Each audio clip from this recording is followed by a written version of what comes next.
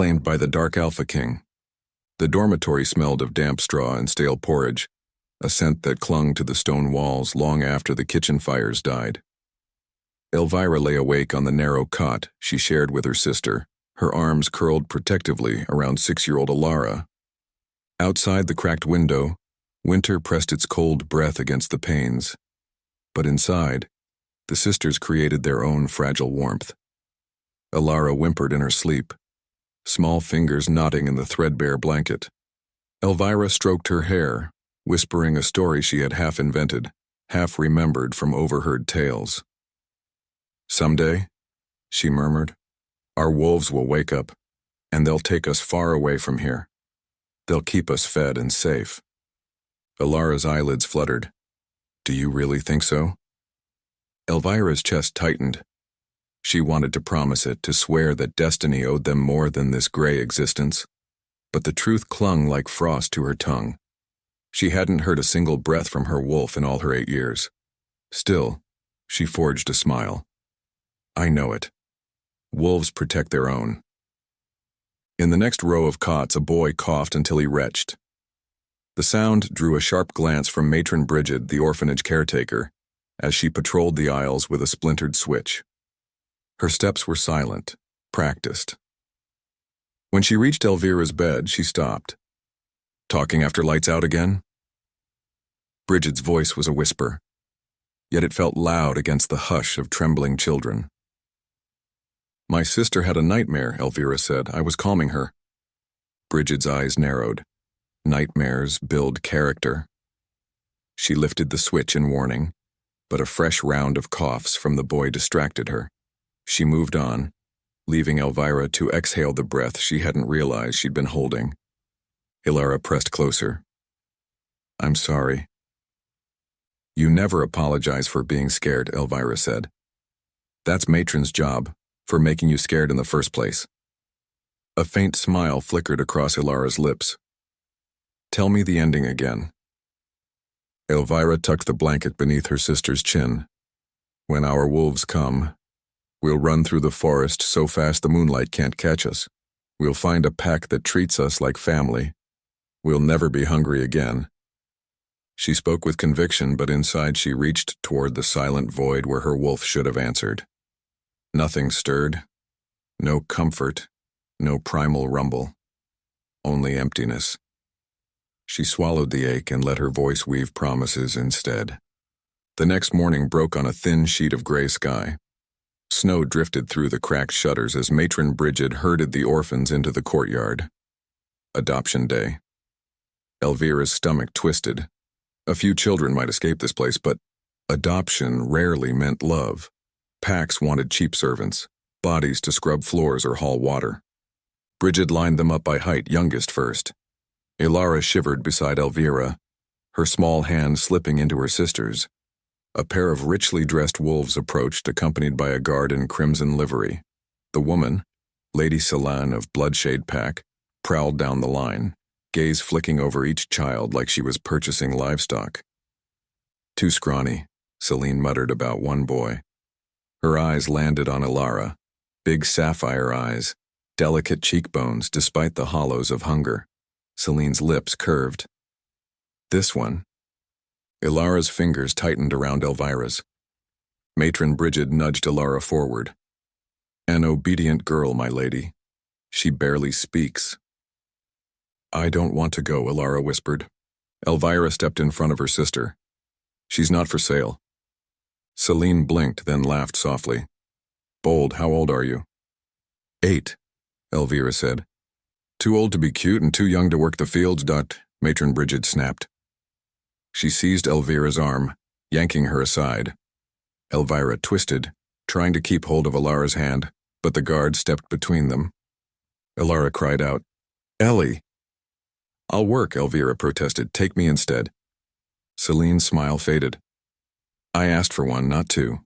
The little one has the right face." She motioned, and the guard scooped Elira up despite her kicking feet. "Elira!" Elvira lunged. Bridget's switch cracked across her shoulders once, twice. Pain seared, but Elvira barely felt it over the sound of her sister's terrified sobs. She tore loose. nails scratching the guard's arm. He slapped her away. Snow swallowed her scream. Elira's blue eyes locked with hers as the guard carried her toward a waiting carriage. Through the swirl of frost, those eyes pleaded. Elvira's chest split with helpless rage. Matron Brigid grabbed her by the hair, forcing her to her knees. "Enough! You'll stay here and be grateful anyone still feeds you." The carriage door shut. The horses trotted off, wheels crunching in the snow. Elira's cries faded until only the wind remained. Brigid shoved Elvira toward the dormitory. "You've earned yourself kitchen duty for a week," she hissed. Elvira stumbled through the doorway, vision blurred with tears. She pressed her palm to the cold floor to steady herself, and for the first time she flung her thoughts inward. Desperate. "Nix, if you're there, please help me. Please bring her back." Silence answered. No comforting growl, no fierce whisper, just a hollow echo. That night, bruised and burning with feverish sorrow, Elvira lay on the same cot. Half empty now. She cradled the blanket Elira had once clung to and cried until her throat went raw. She promised the darkness that she would find her sister again, even if it killed her. Months passed in gray monotony. Elvira scrubbed pots, hauled firewood, and waited for news. None came. Her wolf remained mute. But each night, before exhaustion claimed her, she whispered into the void, "I haven't forgotten. Wait for me." On a rain-lashed evening nearly 2 years later, Elvira saw her chance. Matron Brigid had drunk too much cheap wine brought by a trader. The side gate was unlatched. Elvira's heart thudded as she crept through shadows, a stolen loaf tucked under her arm. No alarm rang out as she slipped into the forest. The world beyond the orphanage was fierce and indifferent. At 12, Elvira learned to beg near border inns, to steal crusts from market stalls, to outrun hounds sent by suspicious merchants. She slept under porches and in hollow logs, waking each dawn with her sister's name on her lips. She asked every traveler if they'd heard of a girl with sapphire eyes working for a packed noblewoman. Answers varied from shrugs to threats. But now and then, she caught a whisper that stoked hope. Rumors of Lady Celine's adopted servant reached her in fragments. A silent girl, always bruised, living among the bloodshade wolves. Elvira followed those rumors like breadcrumbs across mud and snow. Hunger carved angles into her cheeks, and winter bit her fingers blue, but she pressed on. Each time she thought she'd found a trail, it dissolved. Months blurred into seasons. One spring afternoon, stealing carrots behind a tavern, Elvira was caught by a burly cook. He grabbed her wrist, shaking her like a rag doll. "Thieving brat," he growled, raising a fist. Fear spiked, but so did something else, a pulse of heat in her bones. For a heartbeat, she felt watched from inside, as though another set of eyes shared hers, urging her to break free. The feeling vanished as quickly as it came, leaving only adrenaline. She twisted her wrist, bit the cook's arm, and fled into the street, ignoring the shouts behind her. When she finally ducked into an alley, lungs burning, she pressed a hand to her chest. The echo of that inner flare lingered, a growl without sound. "Was that you, Nix?" But no answer came. Weeks later, huddled beside a dying campfire on the edge of a logging camp, Elvira overheard two traders arguing. "Bloodshade pack. That girl never shifts," one muttered. "They say the Alpha's daughter likes to keep her pet close." Elvira's heart hammered. A girl who never shifted. A pet to the Alpha's daughter. It had to be Elira. She waited until the traders slept, then stole a crust of bread and their rough-drawn map. Under a bruised dawn sky, she set out toward Bloodshade territory. Every step hurt, but a thread of fierce purpose stitched her together. She crossed frozen streams, bypassed watchposts, and hid from patrols. When an Omega boy warned her the trespassers were flogged, she slipped into the thickest part of the forest, moving at dusk and sleeping by day. On the fourth night, a sliver of moon traced silver over distant walls, the Bloodshade estate. Elvira crouched under brush, studying the patrol pattern, Guards in crimson livery paced the perimeter, torches bobbing in careful rhythm. She memorized gaps, counted heartbeats between passes. Her stomach churned, empty except for determination. She pressed a palm to her ribs where the faint growl had sparked weeks before. "Nix, stay with me," she begged the silence. "I'm close now." A breeze carried the scent of roasted meat from within the compound. Her mouth watered, but hunger sharpened her focus. She waited until the torches turned away, then slipped through a gap in the fence, landing softly on muddy ground. Beyond a row of storage barns, she spotted a smaller building with smoke curling from its chimney. Servants' quarters. She crept closer, heart pounding. Inside, a lantern glowed through a cracked doorway. Voices drifted, a matron scolding, a girl apologizing so softly it was almost a breath. Elvira recognized that voice. Elira. Tears blurred her vision. She slipped along the wall, peering through a gap. Elira knelt on the floor, scrubbing soot from a kettle. Dark circles shadowed her eyes, and a fresh bruise marred her cheek. Yet the line of her shoulders was the same. Elvira pressed a fist to her trembling lips.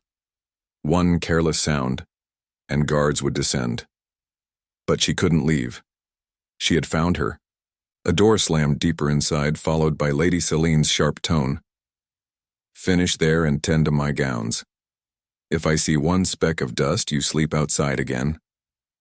Elira bowed her head. "Yes, my lady." Celine swept away. When her footsteps faded, Elvira tapped lightly on the window frame. Elira froze. Elvira tapped again. Two short, one long, the rhythm they'd invented as children. Elira's head snapped up. For a heartbeat, they stared at each other through the narrow crack. Disbelief, then dawning joy widened Elira's eyes. "Elvie?" she breathed. Elvira's throat closed. She nodded, tears spilling. Elira looked toward the hallway, then back. "How?"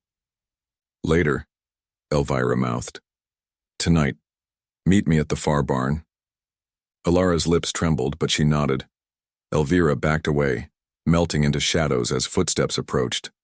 She slipped between barrels, waiting until the servant matron's rounds ended. Then she circled to the designated barn, heart hammering as minutes crawled. At last, Elira appeared, hands shaking as she unlatched the door. She slipped outside, and Elvira caught her in a desperate embrace. "You came." Elira sobbed against her shoulder.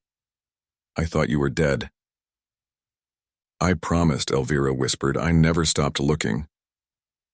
Elira pulled back just enough to search her face. "You're taller. You're bruised." Rage burned in Elvira's gut. "We're leaving now." "Guards patrol every path," Elira warned. "They lock the gates." "Locks break." Elvira grasped her hand. "Follow me." They moved through pitch-black corridors between barns, every creak of wood a thunderclap in Elvira's ears.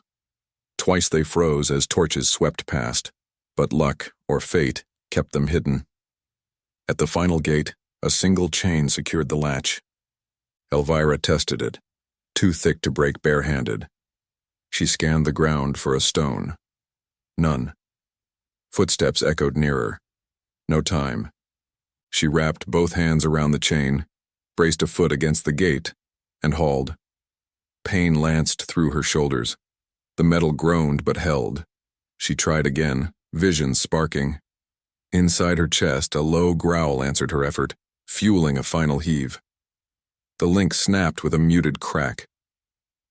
Elira gasped. Elvira shoved the gate open just wide enough and pulled her sister through. Snow crunched under their feet as they sprinted into the forest. Shouts erupted behind them, torches flared. "Run!"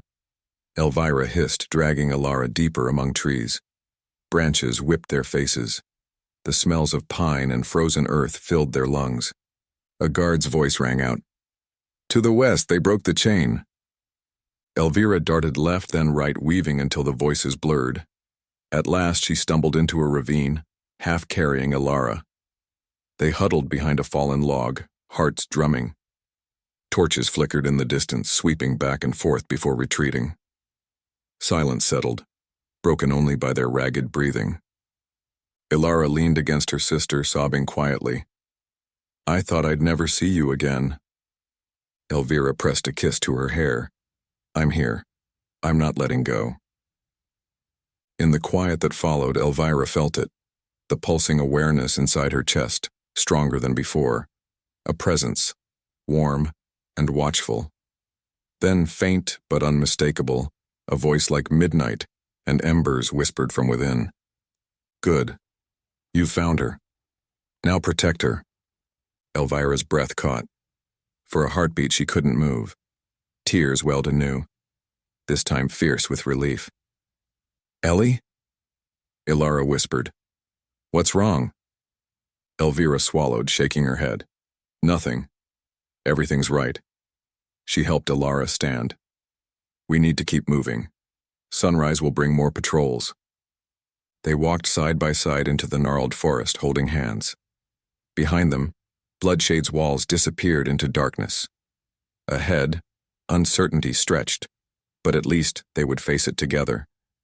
Snow softened every sound as Elvira led Elira deeper into the woods. The torchlight from Bloodshade's walls flickered like dying stars behind them, swallowed by the night. They walked until Elira's steps faltered and her lips turned blue. Only then did Elvira slow, guiding her sister beneath a low evergreen whose branches formed a feeble shelter. "We'll rest here," she said, forcing calm into her voice. Elira hugged herself. "It's so cold." Elvira shrugged off her threadbare cloak and wrapped it around Elira's shoulders. "I'll find wood." "No, stay." Elira's voice cracked. "What if they come?" "They won't." Elvira squeezed her hand. "Listen. Nothing but wind and owls." Elira's gaze darted through the dark. "You sound sure." "I have to." Elvira scanned the forest floor for dead branches. The trees were stingy, but she gathered an armful and knelt to build a tiny pyramid. Her fingers, numbed by frost, fumbled the flint, a trinket she'd pocketed months ago from a careless peddler. Sparks skittered, caught on brittle needles. A frail flame bloomed. Elira inched closer, palms out. "I dreamed of fire every night," she whispered. "I'd wake, and it was still cold." The word struck Elvira like a slap. She added sticks, coaxing the fire to life. "You're safe now." A stir in her chest, soft as a sigh, responded. Not a voice, not yet, but something awake and listening. "Nix." Elvira breathed through the sudden swell of emotion. "Focus." When the flame steadied, she tore the loaf she'd stolen, giving the larger piece to Elira. They chewed in silence until crumbs were all that remained. Elira brushed ash from her cheek. "What do we do tomorrow?" "We keep moving, cross the river, follow it north. The patrols rarely venture that far." Elira's shoulders drooped. "And after that? We can't live in the forest forever." "We'll find an abandoned shed or hunter's hut," Elvira said. "We'll stay hidden until spring." Elira's eyes glistened in the firelight. "You always have a plan." "I make it up as I go," Elvira thought. But she only offered a reassuring grin. "Sleep. I'll watch first." Elira curled beneath the cloak and drifted into an exhausted doze. Elvira hugged her knees, staring into the pulsing embers. She listened. To the forest, to her sister's shuddering breaths, and to the silence within. The presence lingered, warmer than before. She wondered if Nix could sense her questions. "How do I feed us? How do I keep us safe? Will you guide me?" Only a muted pulse answered, and hours crawled. Frost dusted their lashes, but the fire's glow held until dawn bled gray between the trees. Elvira nudged Elira awake, and they pressed north. Daylight brought dangers different from nights. Cougar tracks near a frozen stream, the distant crack of an axe where loggers worked. Twice they hid from passing wagons. Hunger gnawed, but Elvira pushed them onward until the river appeared, a steel ribbon slithering through the valley. Its banks, clogged with ice, offered no bridge. "We'll have to wade," Elvira said, throat tight.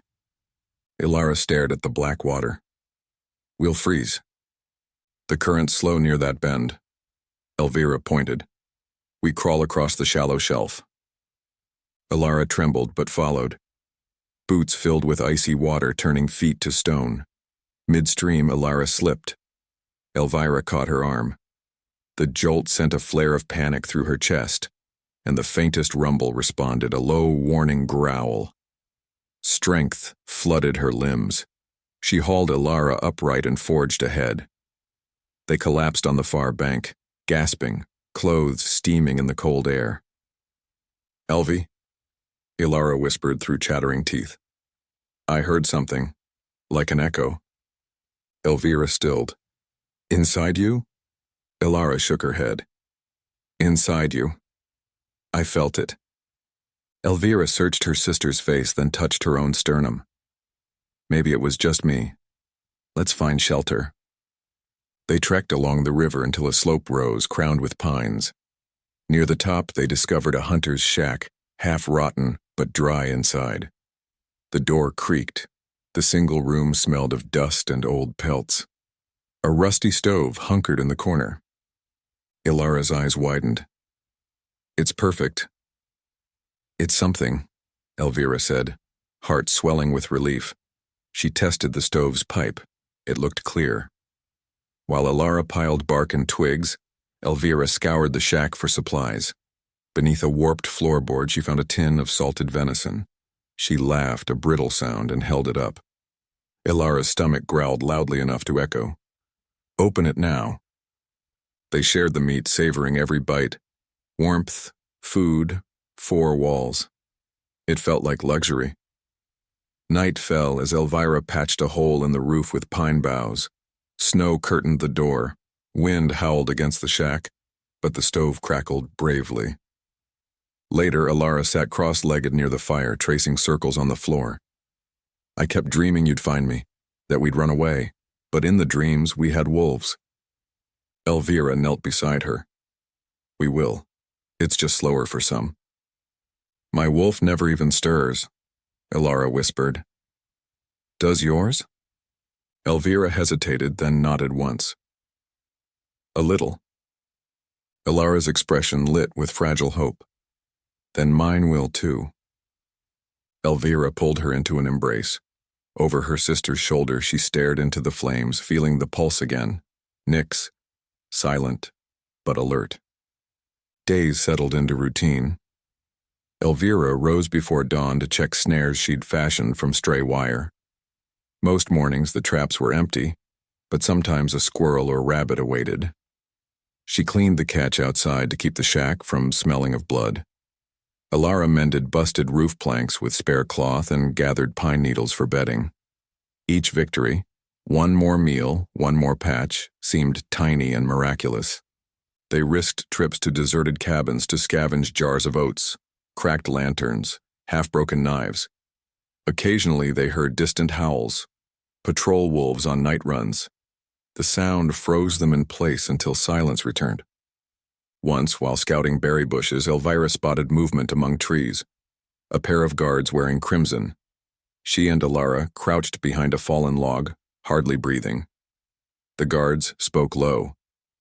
Orders from the Alpha. 2 rogues matching the girl's description. Keep eyes open. Think the Dark Alpha King cares about a couple of brats? He hates rogues, says they're a stain on packlands. Elira's pulse thudded. She'd heard rumors of that king, Viktor, a name spoken with fear and grudging awe. Elvira dragged her sister deeper into brush, silent until the guard's footsteps faded. Elira tugged her sleeve. Who's the Dark Alpha King? A monster in a crown, Elvira muttered, but he's far from here. That night she lay awake, studying the cracked ceiling. If those men found them, what then? She pressed a fist to her sternum. Nix, should we move again? The presence stirred, neither urging nor soothing, merely witnessing her worry.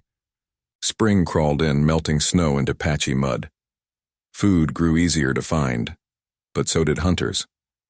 One afternoon, Elvira checked snares near the river and discovered a stranger's boot prints only yards away. She rubbed them out with her sleeve. heart racing. That evening she told Elira, "We need fallback plans. If someone comes, you hide in the hollow oak. I'll draw them off." "I'm not leaving you." "You will if I tell you," Elvira said, voice breaking. "Swear it." Elira swallowed hard.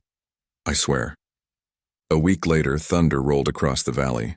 Rain hammered the shack roof until leaks reopened.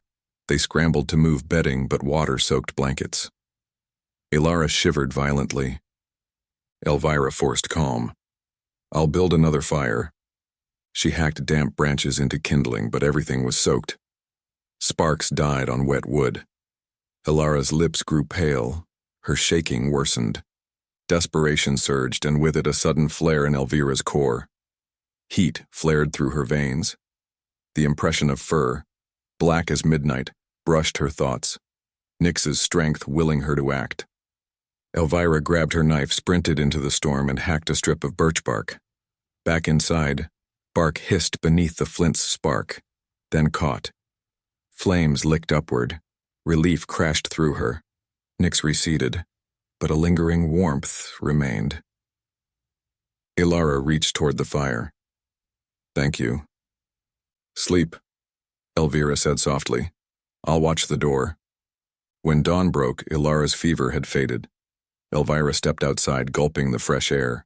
Birds trilled among budding branches. Life clawed back each spring, no matter how bitter the winter. She wandered to the riverbank to rinse the pot. Kneeling, she glimpsed her reflection. Hollow cheeks, eyes more shadow than green. Yet beneath the weakness, something fierce glinted. She hadn't seen herself look fierce before. Movement on the opposite bank froze her. A lone patrol wolf, huge, rust-colored, padded to the water's edge. Its nose lifted, sniffing. Elvira ducked behind a boulder, heart hammering. The wolf growled low, scanning the air. Elvira clenched her jaw, forcing slow breaths. Nyx stirred. An echo of the wolf's growl vibrated inside her chest. Fear tangled with fascination. For a breath, she sensed what it might feel like to stand on four paws, to taste scents sharp and electric. The sensation vanished as the patrol wolf turned and trotted away. Elvira waited until the forest swallowed it, then scrambled uphill. Inside the shack, she bolted the door. Elira looked up, alarmed. "What happened?" "Patrol."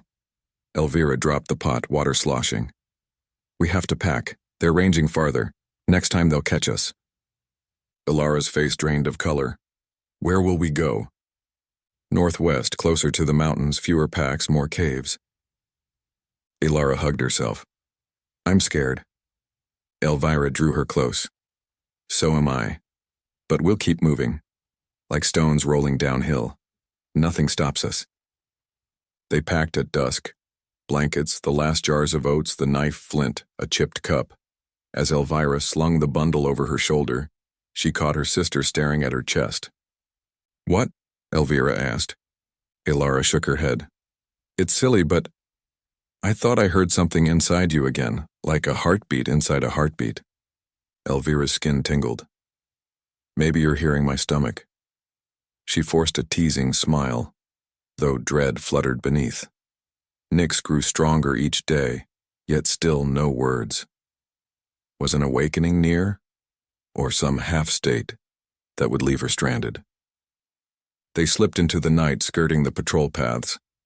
The moon hung like a silver coin, watching. Hours passed before they dared rest. They found a thicket of juniper and crawled beneath. The scent of crushed needles filled the air. Elira drifted to sleep quickly, exhaustion claiming her. Elvira lay awake, listening. Owls hooted, branches creaked. She pressed fingers against her ribcage. "Speak to me," she pleaded into the dark. "Tell me what comes next." Silence, and then a single pulse, strong and reassuring. It wasn't speech, but it was promise. Elvira smiled into the cold night. Promise was enough for now. The juniper thicket kept the wind off their backs until dawn grayed the sky. Elira stirred beside Elvira, blinking sleep from her eyes. "Is it morning?"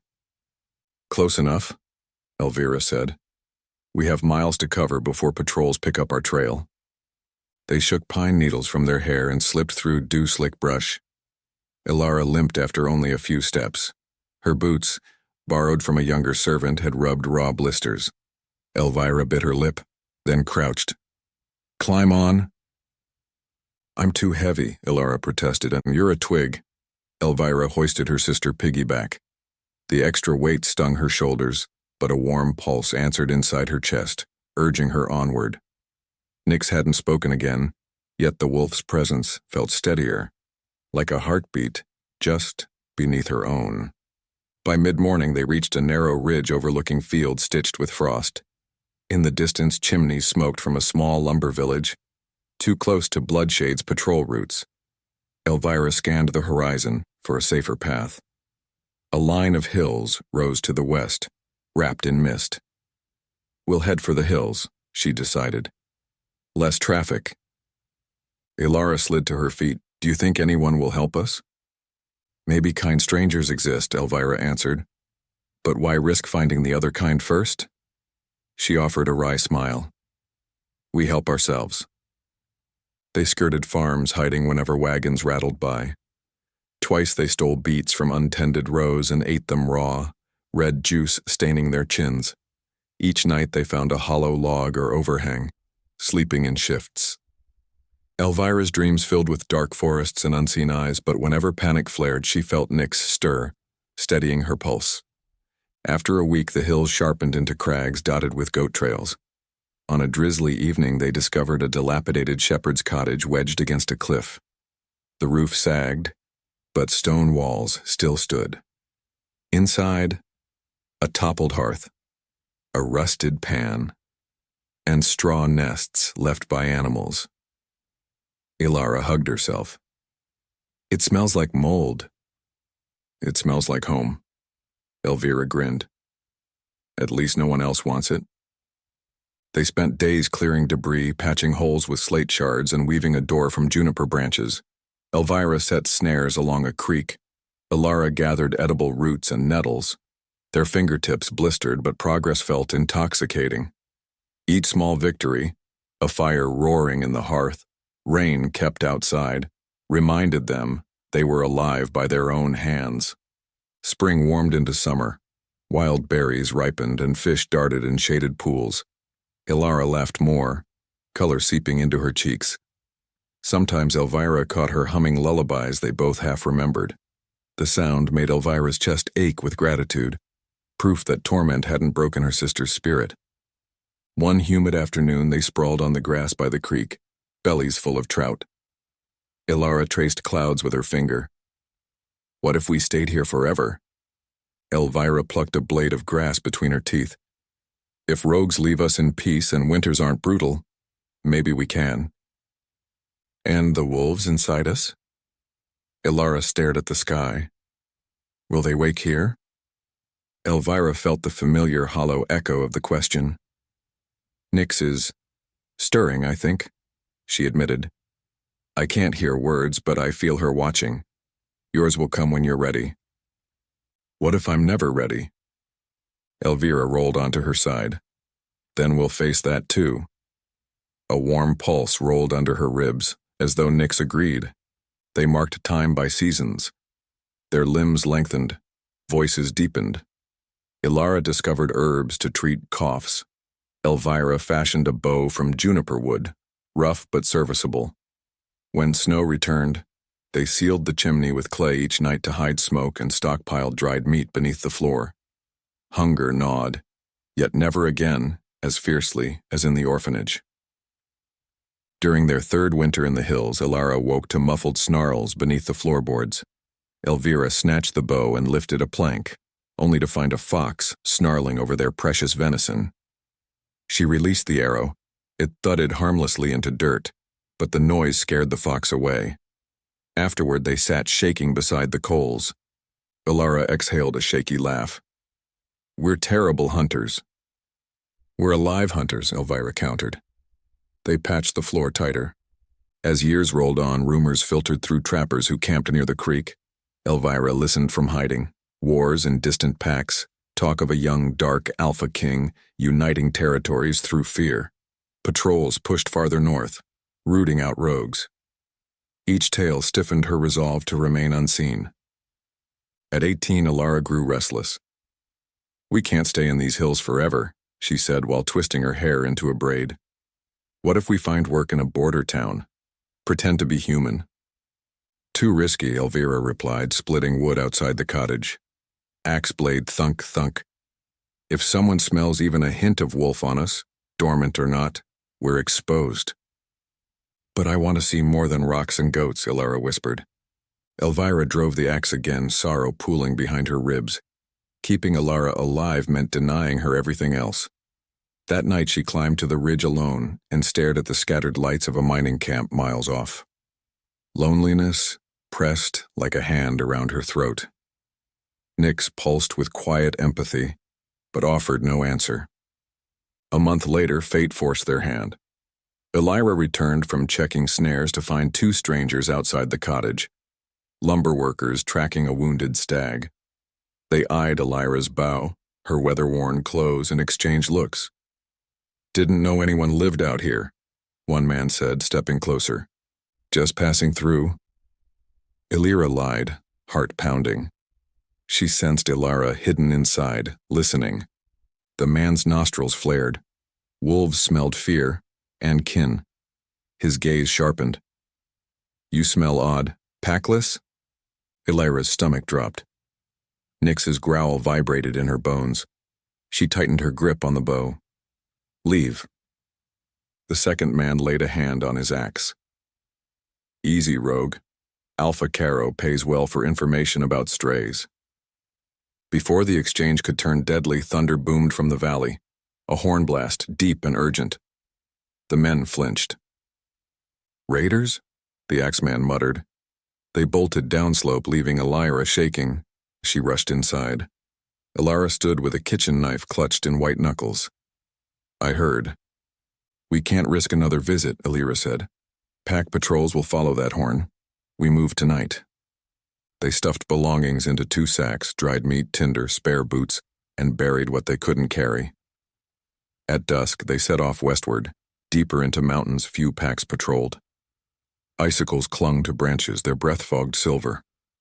Snow fell overnight, erasing tracks behind them. Days blurred into white silence. Food thinned. Elira's cough returned, shallow, but worrisome. When they finally descended into a sheltered valley, spring hinted in thawing streams and damp moss.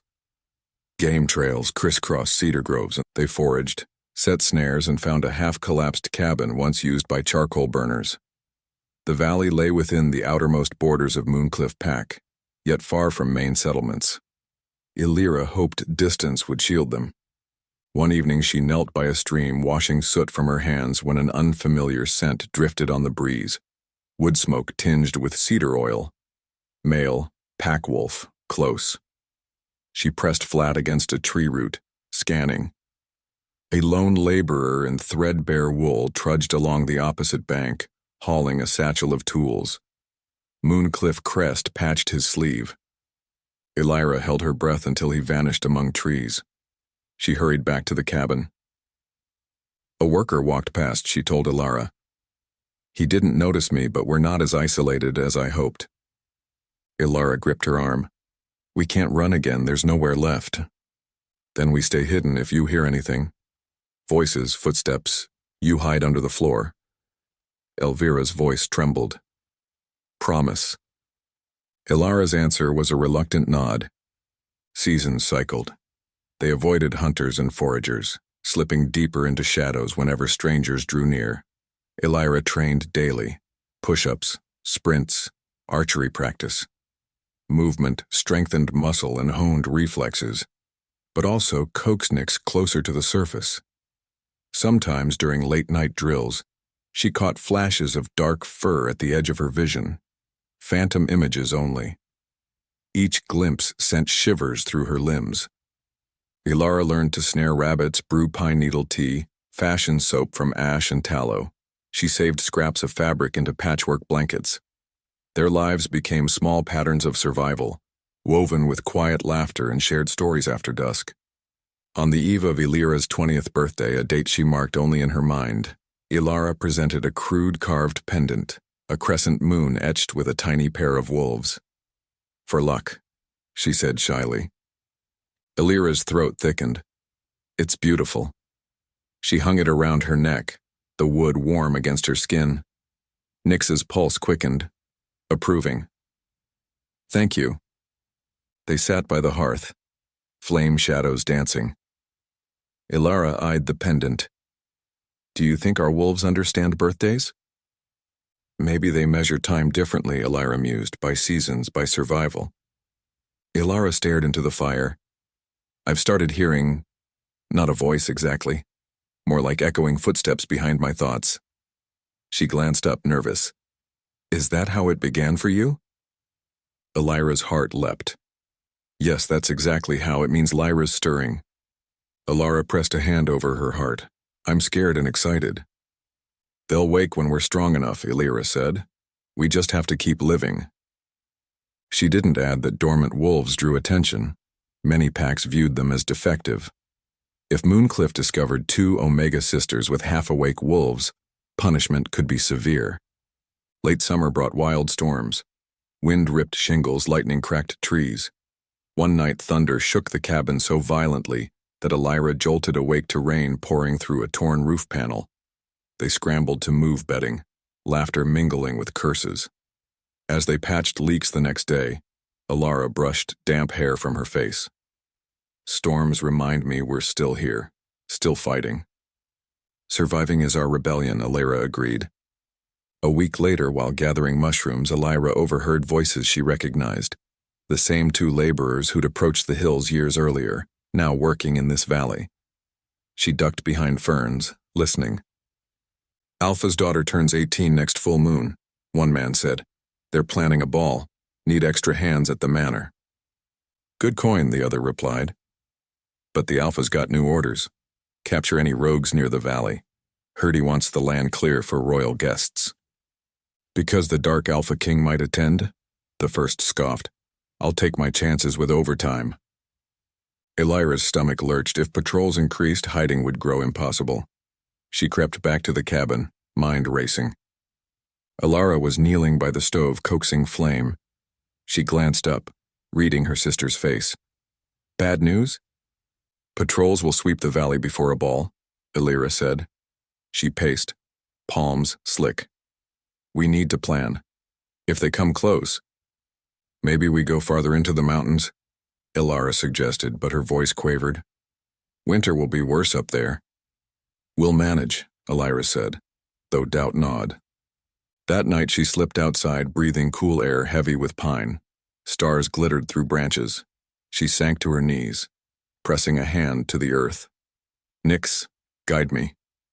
The wolf answered with a steady thrum, stronger than ever. A ripple of heat rolled along her spine as if phantom muscles flexed beneath skin. Suddenly a twig snapped behind her. Elira whirled, bow instinctively raised. A young forager, barely older than Elira, froze under her aim, hands up. "I'm just collecting fireweed," he squeaked. Elira's pulse hammered. She lowered the bow. "Go. Take another path tomorrow." He nodded rapidly and vanished. Elira's legs trembled as she returned indoors. Elira rose from her cot. "I heard talking." "Stray forager," Elira muttered. "I warned him off. We need to leave at first light." They packed essentials into 2 bundles, a habit honed by years on the run. As dawn bled over peaks, they doused the hearth and stepped outside. Mist clung to the valley, muffling sound. They moved southwest, aiming for caves Elira remembered from a trapping expedition. Each mile felt heavier. Elira sensed unseen eyes watching from the trees. Near midday, they paused at a creek. Elira knelt to refill waterskins while Elira scanned the ridge. A flicker of red cloth caught her eye. Crimson livery, half hidden behind a spruce. Patrol. She inhaled sharply. "Elira, move, now." But too late. The guard stepped into view, crossbow raised. "Hold." Adrenaline surged. Elira seized Elara's hand and sprinted downstream. Hooves thundered, another guard bursting from brush on a dun mare. Arrows hissed overhead. Elara stumbled. Elira dragged her upright. Nyx flooded Elira's veins with fiery strength. They veered through a gully, leaping roots slick with moss. The mare's rider shouted to dismount. Somewhere ahead, a second horn brayed, echoing off cliffs. Elira gasped, lungs aflame. "I can't." "Yes, you can." Elira's voice turned feral.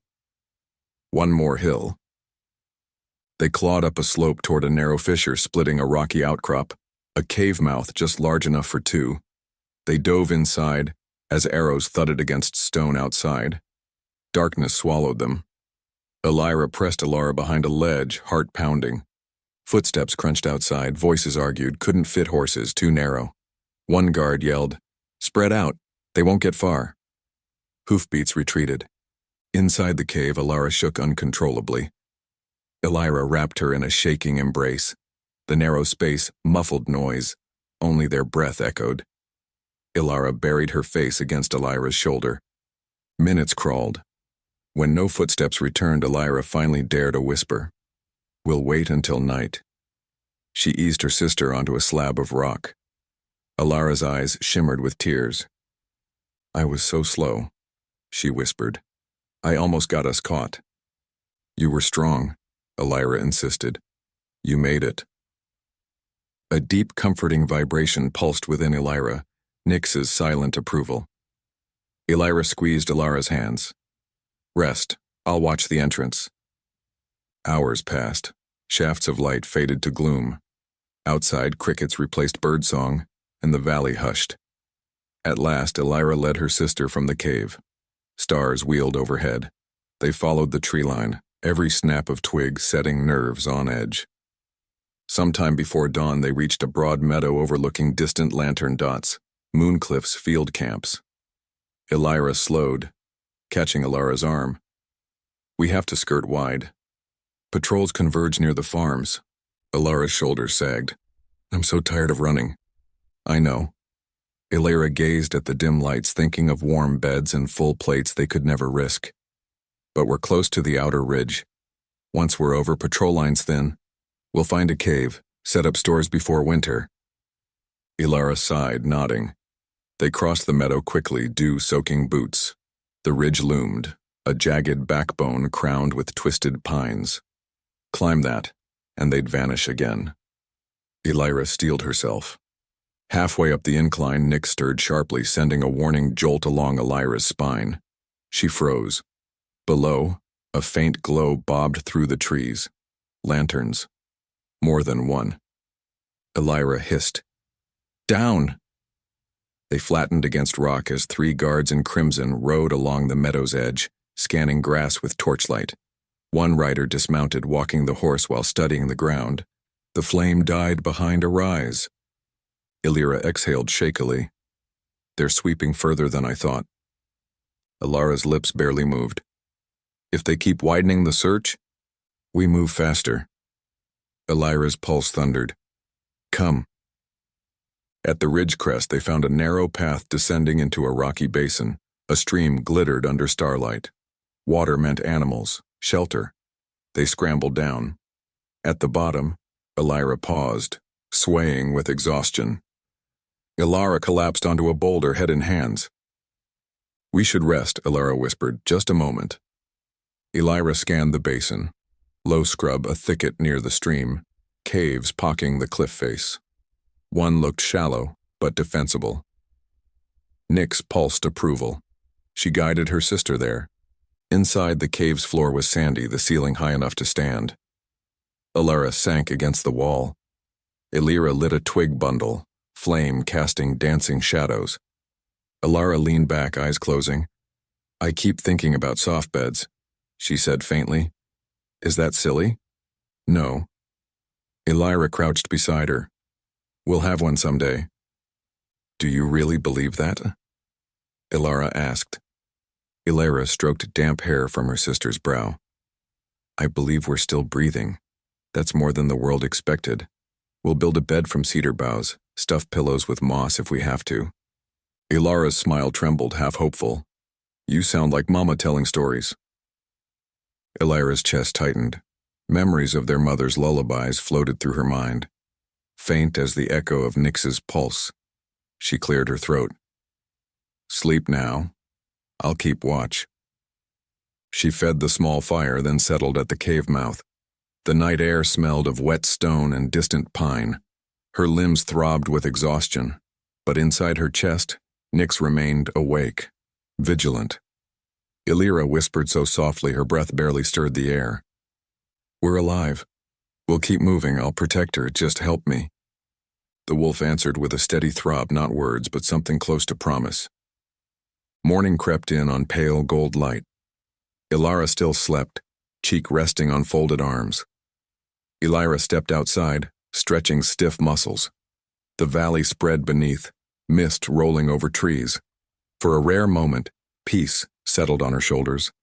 Thin, fragile, but real. She closed her eyes.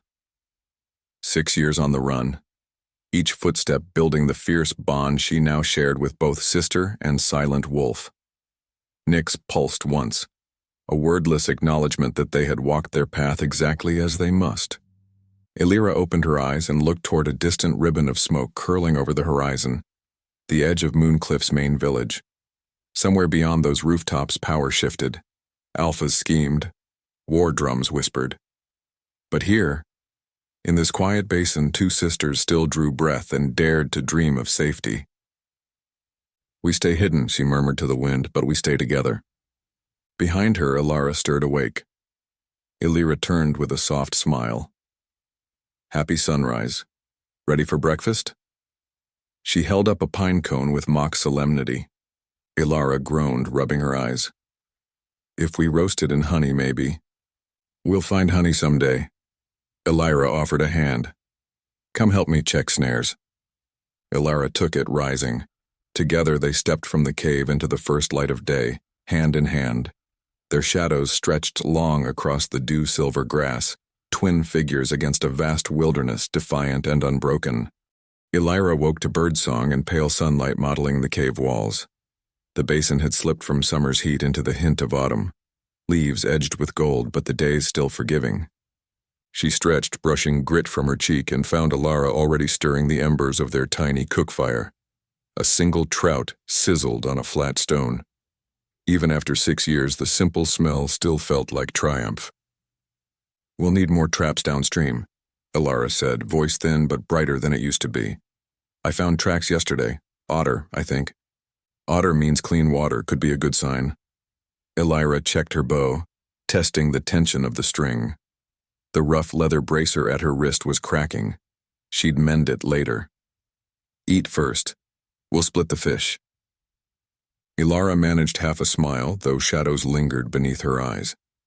She had grown taller, her limbs still too lean, but color had returned to her cheeks. The bruise on her jaw, fresh from a fall 2 days back, had begun to fade. She cut the trout, pressing the larger piece toward Elira, a habit she never broke. Equal shares, Elira insisted. She nudged the bigger portion back. I'll hunt later. Elira relented and took a tentative bite. Tastes like victory. For now. Elira's gaze drifted toward the sloping ridge that guarded their remote valley. Beyond that rise lay Mooncliff packlands, mills, markets, and patrols. Lately, foot traffic had crept closer. Twice in the last week, Elira had smelled wood smoke that wasn't theirs. Nyx pulsed faint warmth beneath her ribs, a wordless awareness that always sharpened when danger circled. 6 years had turned that whisper from a distant echo into something nearly tangible. Sometimes Elira could swear she felt the brush of phantom fur against the inside of her skin. It never spoke outright. Yet. After breakfast, Elira fletched makeshift arrows while Elira rinsed the stone plates in the stream. Wind caught the fringe of Elira's worn cloak, lifting it like wings. Elira almost called her back. She felt Nyx prickle in warning, but didn't want to hover. Elira deserved a scrap of independence. Still, her eyes tracked her sister's figure as it followed the creek's curve and disappeared behind pines. Minutes ticked by. Too many. An uneasy hollow opened in Elira's stomach. She set aside the arrow and rose. A sudden shout cracked through the trees, then another higher. Panicked. Elira sprinted. Branches whipped her arms. She burst past a cedar and froze at the sight below. Elira lay on her knees beside the stream, a basket of moss-lined stones scattered. A burly man in Mooncliff's blue-gray tunic gripped her arm. 2 pack guards flanked him, crossbows slung and axes at their belts. "Found her by the water, sir," the worker was saying, his tone half proud, half afraid. "Thought she was a ghost at first. No papers, no brand. Smells wrong." Elira struggled, breath hitching. "I was only—" "Be quiet." The guard nearest her twisted her wrist. Elira's vision tunneled. Nyx erupted, a molten roar behind her ribs. Not words, but raw fury, a promise of claws. Elira knocked an arrow before thinking, drawing until the bowstring kissed her cheek. "Let her go." Her voice cut the air like glass. 3 heads snapped her way. The worker paled. One guard yanked Elira upright, putting her between himself and Elira. "Another rogue," he spat. "Lower the bow." "Release her," Elira said, stepping down the slope. She kept the arrow trained on the guard's throat. The second guard unslung his crossbow. "Don't be stupid. Alpha Caro's orders. Any unregistered wolves near the ridge are subject to seizure." "We're not in Mooncliff lands," Elira said. A lie, maybe by a few strides, but bold enough to stall. The guard narrowed his eyes. "Territory lines changed last season. Now put it down, girl." He jerked Elira's arm, drawing a cry. Elira's grip trembled, Nyx pulsing hot, urging violence. No clear instructions, only savage instinct. She wanted to loose the arrow, but the guard's shield of Elira made the shot impossible. The worker's voice shook. "Maybe we take them both, 2 rewards." "Right," the crossbowman agreed. "Alpha's daughter still needs extra servants for her party." Elira's heart stuttered. Party. Memories flared, rumors of an 18th birthday celebration, nobles arriving, extra patrols scouring the valley in advance. She understood now. They were tightening the net. The guard with the axe advanced to flank her. Elira shifted sideways, arrow following him. "Last chance," she warned, but her voice cracked. He feinted left, Elira's gaze flicking. The crossbow snapped up. Too late. Elira dodged, but the bolt sliced her shoulder. Pain burst, making her bow dip. The axe guard lunged, knocking her down the embankment. She hit rock, bow skidding away. Nyx howled inside, a thunderclap of rage. Elira staggered up, fists clenched. The crossbowman reloaded leisurely, confident now. "Bind her," he told the worker. "Alpha's daughter will love a matched set." Elira shouted her name, struggling against the other guard. Elira tried to surge forward, but the axe guard swung the handle into her ribs. Air whooshed from her lungs. He slammed her face down, binding wrists with the rough cord. Blood pulsed in her ears. Nyx clawed at her mind, frantic. Elira tasted dirt and iron, tears she refused to shed, burning her eyes. Elira's sobs cut deeper than pain. The guards dragged them uphill to a broad game trail where 2 horses waited. Elira was tossed into a saddle before a guard. Elira was forced to walk, bound to the stirrup by a rope. Each stumble wrenched her shoulder wound. Nyx's growl settled into a clear, furious throb. Not words, but almost. The wolf's need to protect vibrated through Elira's bones until it felt like shared heartbeat. At the ridge crest, the lead guard paused, scanning the horizon. Straight to the palace, he decided. Alpha Caro wants any new strays processed before the banquet. "What banquet?" Elira whispered, voice raw.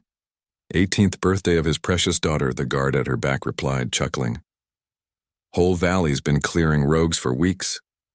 Elira glared up, despite blood dripping from her brow. "We're not rogues, we harmed no one." "That's not how ranks work." The crossbowman tugged the rope, making Elira lurch. "You're lucky we didn't gut you. Thank the Alpha's half-merciful laws." Anger spiderwebbed through Elira's chest. Nyx pressed like a storm, a wordless vow to make them regret it. Elira met Elira's terrified gaze. I'll get us out, she mouthed. Elira gave a tiny nod, though tears tracked her cheeks. They descended toward Mooncliff lands. Fertile hills rolled, dotted with barns and windmills. Wolves in crisp livery patrolled crossroads. Farmers paused work to watch the procession. Elira kept count of turns, gates, landmarks. Every detail, a possible advantage. Nick settled, still simmering. Elira risked slipping into the quiet between heartbeats, trying to listen for the wolf's voice. A faint whisper skimmed her thoughts, too distorted to parse. She focused on breathing through the pain. By dusk, the palace emerged, a sprawling complex of granite halls, peaked roofs trimmed in silver. Courtyards blazed with torches as servants hurried, hanging banners and lanterns. The scent of roasting meat wafted on the wind, mixed with perfume and fresh-tanned leather. The guards dismounted at a side gate. A steward in embroidered blue approached, wrinkling his nose. Omega captives? During preparations? Found near the northern ridge, the crossbowman said. Alpha's orders. The steward sighed, gestured to stable hands. Wash them, the little one's presentable enough as a serving girl. He eyed Elira's torn tunic and bleeding arm. That one's filthy. Elira straightened. Touch my sister and... A guard struck her knee, sending her down. The steward glanced away, uninterested. Put iron on their ankles. Can't have them scurrying off during the feast. Elira was led toward the servants' wing, glancing back, panic widening her eyes. Elira struggled, adrenaline roaring, but two guards wrenched her upright. They marched her across cobblestones to a narrow yard where a trough steamed in the evening chill. A matron appeared, sleeves rolled, carrying a stick and a bucket of harsh lye soap. She seized Elira's jaw, tutting at the dried blood. Ugly mess. We'll cover it with powder. Elira jerked free. Let me see my sister. You'll see the kitchens, the matron said flatly. She gestured at the guards. Strip her, scrub her, chain her, then send her below stairs until after the fireworks. No one wants her wild stink near the guests. Elira's lips pulled back, words searing her tongue. Nyx pulsed furious agreement, but for now, outnumbered, she forced herself still. Every slap of soapy cloth, every yank of tangled hair became a notch in her resolve. After washing, she was shoved into coarse linen, shackled at the ankle with a thin iron chain. A kitchen lad half her age guided her down a torchlit stair. The corridor hummed with clatter and shouted orders. Steam fogged the ceilings, turning breath to mist. In a crowded scullery, she was handed a rag and pointed at copper pots blackened with soot. The chain allowed only short steps. Her wounded shoulder throbbed. Still, she kept her head up, studying exits, counting doorways. Voices drifted from the passage, a pair of giggling maids discussing last-minute table settings. One mentioned assignments. New silent girl will serve punch at the dais, so the Alpha's daughter won't have to see any battered faces. Silent girl, Elira. Elira's pulse quickened. Nyx pressed, urgency clear. Elira scanned the scullery. One guard at the archway, bored, chewing fennel. If she struck quick and used the chain as a whip, no, she needed stealth, not bloodshed. An older cook shuffled past carrying spice crates. Elira offered, "Need help with those?" The cook grunted, eyeing her chain. "You can carry one." Anything to be useful. Elira seized the heaviest crate, stalking behind the cook. They exited through a side door into a quieter hall, lined with guest chambers. No guard followed. The man was trusted. At a junction, Elira slowed. "Where to?" "Cellar," the cook said, pointing down steps. Elira slowed further, pretending the crate slipped. "Sorry, slippery. Can we set it here?" The cook muttered curses and bent to adjust his grip. Elira let the crate tip fully, spices cascading. The cook yelped. While he knelt, Elira stepped back, pressed into shadow. When he looked up again, she was gone. She hurried down the corridor, chain clinking softly. She found a linen closet, ripped a strip to bind her shoulder. Wouldn't do to bleed a trail. Nyx hummed approval. nearer than ever, like a shadow breathing beside her. She wound through servant passages until laughter and music drifted ahead. A sliver of lamplight spilled under a swinging door. Through the crack, she saw the ballroom in full gleam, mirrors reflecting chandeliers, nobles spinning in silk, laughter floating above a string quartet. And there at the far end stood Elira, a pale dress too tight at the shoulders, a bruise on her forearm. She balanced a tray of ruby punch bowls, eyes down. Every part of Elira ached to run to her. Nick surged, words almost forming, "Protect her." The directive buzzed through Elira's skull like live wire. She scanned for obstacles. 4 footmen at corners, a pair of patrol guards near the terrace doors, nobles everywhere. She needed a perfect moment, a distraction big enough to swallow 2 invisible girls. Fireworks, she remembered, the finale. In chaos and darkness they could slip out. Nyx agreed, a satisfied ripple. Elira withdrew, mind racing. First, she had to get rid of the chain. In a pantry, she found a grinding wheel used to sharpen carving knives. Bracing her ankle on a barrel, she pressed the iron link to the spinning stone. Sparks spat. She ground until metal glowed dull red and snapped. Free. She stowed the broken chain behind jars of preserves. The ankle cuff remained but hid beneath linen. She returned to the swinging door, heart in her throat. She watched Elira's careful steps, the way she flinched whenever nobles beckoned. Elira counted songs, gauged time. Soon servers lit lanterns along the terrace. Guests drifted outside. The quartet's tempo shifted, preluding the fireworks. Elira slid into the ballroom's shadowed edge, staying near a column. She kept her posture meek like other servants, head lowered. The music swelled. Somewhere beyond the gardens, a single rocket hissed skyward, exploding in silver petals. Guests oohed. Elira moved. She crossed to Elira, lifting a second tray so as not to draw the eye. Elira's gasp nearly toppled her cups. "Don't react," Elira whispered. Tears shimmered in Elira's lashes. "Ellie, quiet. Finale's our chance. When the sky brightens, head for the terrace arch on the right. There's a servant gate beyond." Elira bit her lip, nodding. Her hands shook, crimson punch sloshing. Another burst of color boomed. Light flickered over the assembly, masking movement. Elira glided behind guests, inching toward the exit. Nyx pressed like a hand on her back, stealing her nerves. One more rocket soared, then another and another, a roaring cascade. The ballroom doors were wide. Nobles craned to watch. A server stumbled, dropping flutes. Shards tinkled, drawing laughter. Perfect. Elira set her tray on a sill and signaled Elira with a nod. They slipped through the arch, the night air cool on their faces. Ahead, torchlit garden paths looped among manicured hedges. At the far end, a lesser-used servant gate gleamed faintly. Freedom. Elira grasped Elira's hand. "Run when I say." Elira nodded, eyes huge. They darted along a hedge, skirts whispering. Rockets boomed overhead, showers of blue and gold. The gate neared. Elira's heart soared. Steel boots slammed into gravel behind them. "Halt." They froze. A half-circle of palace guards emerged from shadow, swords drawn. Lanterns bobbed, revealing their commander. A tall wolf with beta insignia, eyes like flint. "Two strays," he said softly.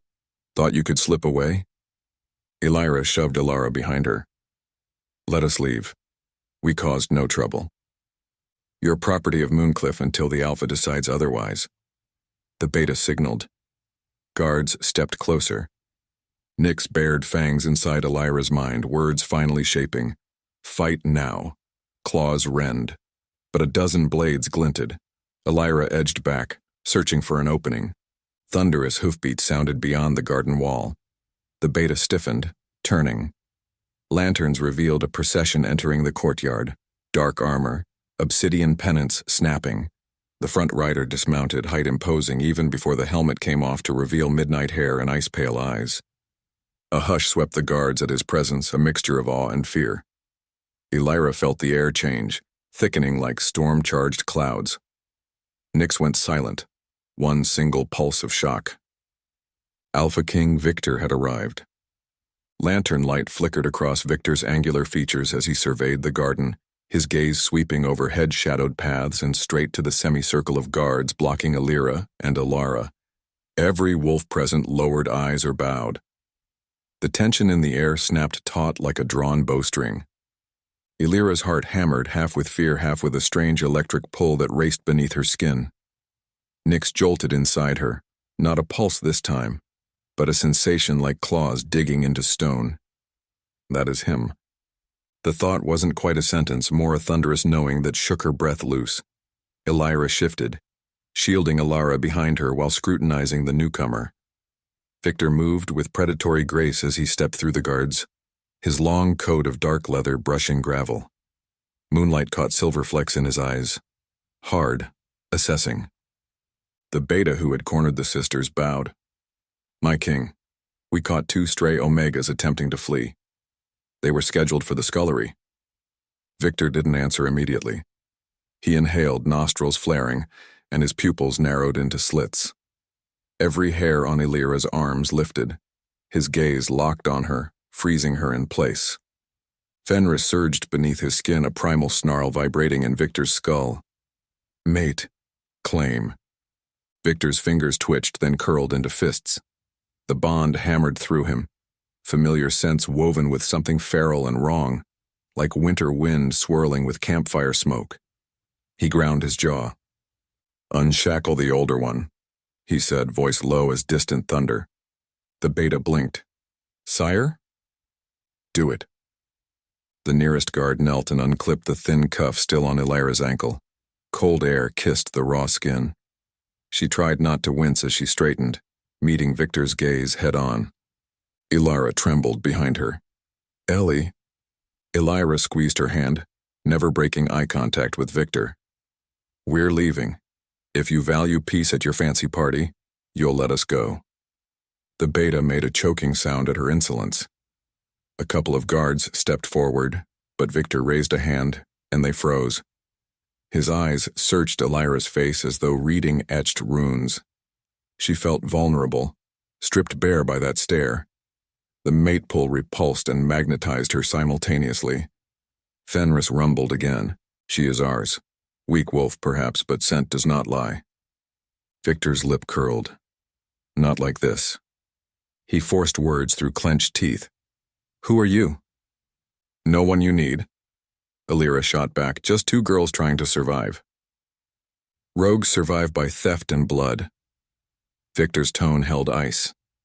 "Yet you walked into a noble gathering dressed as a servant. That is infiltration, not desperation." Elira's cheeks flushed. "You kidnapped my sister first." The beta bristled. "Mind your tongue." "Enough." Viktor snapped without looking away from Elira. His focus drilled deeper, as though searching for her wolf beneath scarred surfaces. But all he sensed was dormant silence, absent where there should have been a blazing echo. Confusion flickered across his face, quickly masked. "You feel it," Elira whispered, surprising herself. She didn't know why she said it. Maybe because Nyx pressed urgently, wanting confrontation, wanting truth. "Whatever this is, you feel it too." Viktor's nostrils flared again. "I feel a puzzle that smells of feral woods and forgotten bloodlines. A puzzle I will solve in my own time." He tore his gaze away, signaling. The guards closed in. Elira's muscles locked, instincts screaming to fight. Nyx pushed hard. "Let me out. Tear them." Words at last, shaky but intelligible. A rush of hope fluttered through Elira, but reality slammed back when a guard seized her wrist. She twisted free, shoving him into another. In the same breath she spun, landing a kick that made armor ring. Chaos erupted. Guards lunged. Elira ducked, Nyx lending savage grace. But there were too many. A gauntlet-clad hand snatched her collar and yanked her backward. She crashed against Viktor's chest, feeling the hard line of muscle beneath leather. His scent, pine resin and steel, flooded her nose. For a heartbeat neither moved. Fenris roared approval inside him, demanding he curl arms tight, sink teeth, complete the bond. Viktor's restraint shredded under the pull. His fingers tightened around her shoulders until she hissed in pain. Anger shimmered in his eyes, anger at her, at himself, at fate. Enough, he growled. He shoved her toward two warriors. Shackle their wrists, heavy steel, not toy chains. Elira cried out as rough hands clamped irons on them. Elira struggled, but guards pinned her arms. Viktor kept his back turned, as though if he saw her again he might lose control entirely. The beta approached. Shall we hold them here until the Alpha of Mooncliff decides? Viktor shook his head once. Alpha Caro's daughter has plenty of servants. These two are mine now. His voice dropped a register. Prepare transport at dawn. We leave for the fortress. A ripple of fear slid under Elira's skin. She forced her breathing even, shooting Elira a reassuring look, though terror churned in her gut. The beta frowned. Mooncliff will not appreciate. I hold sovereignty over all packs gathered tonight, Viktor interrupted. Let Caro complain. He owes me debts. That silenced any protest. The guards hauled the sisters toward outbuildings behind the palace. Elira kept her head high despite throbbing bruises. Nyx pulsed alongside her, strength coiled. We endure, Nyx told her, words clearer now, though still faint. Wait, watch! Elira blinked at the sudden clarity. Hope flared, but then the guard jerked her forward through a door into a storage loft. Lanterns lit straw-strewn floors. They were shoved inside, shackled wrists looped through iron rings bolted to a beam. The door slammed and barred. Darkness fell. A single candle on a crate sputtered. Elira's shoulders ached. Fresh blood seeped through her hastily wrapped shoulder. Elira sagged beside her, irons clinking. I'm sorry, Elira whispered. I froze out there. You did fine. Elira gently bumped her sister's shoulder. We'll find another way. Tears streaked Elira's cheeks. He scares me. Good. Fear keeps us sharp. Elira forced a smirk, though her throat tightened. He's just another wolf who thinks titles make him invincible. Elira's gaze flicked to Elira's wounds. You're bleeding. Small cut. Elira leaned side to side, testing chain slack. Little give. Maybe 3 inches. She surveyed the beam overhead. The rings were pitted with rust. A few focused kicks might. Footsteps thunked outside. The bar scraped, door creaking open. The beta entered with a pair of soldiers. He carried a jug and 2 dented cups. Drink. You'll need strength for travel. He set the jug down, then looked at Elira. You fought well for an Omega. I fight well, period. The beta's mouth twitched, respect or amusement she couldn't tell. Do you know what happens now? We die? Elira whispered. No. The beta said softly. The king never wastes useful assets. But understand this. You belong to him. There is no court to appeal, no alpha hire. Elira met his eyes. Belonging isn't something I give. He will take it anyway. He motioned the soldiers out, pausing at the door. Sleep while you can. Lock scraped shut. Elira shivered. He sounded almost kind. Don't be fooled. Elira tugged subtly at the ring again. Rust flaked. Progress. She leaned close to Elira. When they move us at dawn, watch for distractions. Wagons creak, horses spook. Anything can be used. Elira nodded, drawing shaky breaths. Ellie, your wolf spoke. A bit. Elira allowed herself a small smile. She's angry. That's good. I still hear nothing, Elira murmured, voice trembling. What if Lyra never wakes? She will. Elira pressed her sister's forehead gently. Wolves choose their moment. Silence settled except for distant music fading as the party wound down. Candle shadows danced across beams. Elira closed her eyes, exhaling slow. Nyx whispered then, clearer. Hold strength, Elira, storm comes. Elira's throat tightened. Words, actual words. Relief and dread tangled. She opened her eyes to darkness again, but a seed of resolve glowed bright. Hours later, pale light seeped through slats.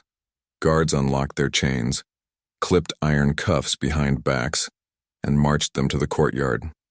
A wagon waited, bars across the back, 2 sturdy horses blowing steam in the chill dawn. Viktor stood near the gate, cloak drawn against morning breeze. Frost-rimed black hair at his temples. He looked at Elira, as she was loaded into the wagon, expression unreadable. The bond tugged like a rope between them, frayed yet stubborn. Fenris snarled inside him. Take her. End this torment. Viktor's jaw set, broken. She is broken, she is strong, Fenris argued. And ours. Claim. Viktor shut the inner voice behind a wall of iron discipline. He turned, vaulting onto his stallion. The convoy rolled out, hooves crunching frost-white grass. Inside the wagon, Elira and Elira huddled together on rough boards. Through bars, Elira watched the palace shrink to a speck. Wilderness loomed ahead, miles of forest and ice. Somewhere in that direction stood the dark fortress, and whatever fate Viktor planned. Nick stirred, quiet but alert. Not broken, she murmured, waiting. Elira squeezed Elara's hand, pulse steadying with grim purpose. They were captives, yes, but they were together, and wolves did not surrender easily. The wagon rattled over frozen ruts, each jolt knocking Elira's bruised shoulder against the plank wall. Dawn faded to pale blue, then to a cold, bright morning that painted the land in brittle light. Pines marched past in endless ranks, their branches heavy with frost. Inside the barred cage, Elira kept her back braced against the board so Elira could lean into her warmth. Chains clinked at every bump. Are you warm enough? Elira whispered. Elira nodded, though her lips were gray, trying to imagine tea. Real tea, not pine needle brew. That day will come. Elira wrapped a scrap of cloth around Elira's wrists where the shackles had rubbed raw. Hold out a little longer. Hoofbeats drummed in steady cadence alongside the wagon. Through the bars, she glimpsed Viktor at the head of the column, black cloak snapping in the wind. He rode alone ahead of his beta and 10 elite warriors, every inch the legend whispered in taverns. Whenever the wagon rocked into sunlight, she caught flashes of the steel pauldrons molded to his shoulders, wolf heads snarling at sky. Nyx prowled beneath her skin, restless. When Viktor's scent drifted back on the breeze, forest fire and clean snow, the dormant wolf pressed hard against Elira's ribs, as if yearning and enraged at the same time. The bond throbbed between them, invisible chain stronger than any iron. Sometime near midday, the convoy halted beside a swift river to water the horses. Guards opened the wagon gate just enough to pass in 2 tin cups and a heel of stale bread. Elira drank first, then gave Elira the rest. A soldier with a jagged scar across his cheek hovered, sneering. Enjoy the king's generosity while it lasts. Elira met his stare. I'll enjoy watching him regret taking us. The soldier barked a laugh and moved on. Behind him, Viktor dismounted, rolling stiff shoulders. His gaze lifted to the wagon, those silver eyes locking on Elira. The air tightened. Fenris's presence rippled out from him so strongly, she almost smelled wolf musk over river spray. Fenris taunted Viktor, voice like grinding stone. Take her. She stands unbowed before warriors twice her size. She reeks of rogue filth. Viktor shot back inside his mind, though his pulse spiked at the sight of her fierce chin, the protectiveness in the way she angled her body around her sister. He could hear her heartbeat, steady, uncompromising. Viktor turned away abruptly and strode toward his beta Cade, who waited near the riverbank. We camp at dusk, he said. I want the prisoners chained to the axle. No chances. Cade inclined his head. Yes, my king. As the column rolled on, snow clouds gathered, dimming the light. Elira watched pines blur past, mind churning escape plans. Every rope has a weak point, every guard a blind side. She flexed her wrists, feeling where the manacle pinched. If she twisted just so there was minuscule play in the bolt, hours of rattling could loosen it. When the wagon jolted over a stump, she used the motion to wrench her hands outward. Pain streaked along her skin, but she felt a subtle shift. Progress. She hid a grim smile. Nyx brushed her thoughts like dark silk. Flesh can bleed.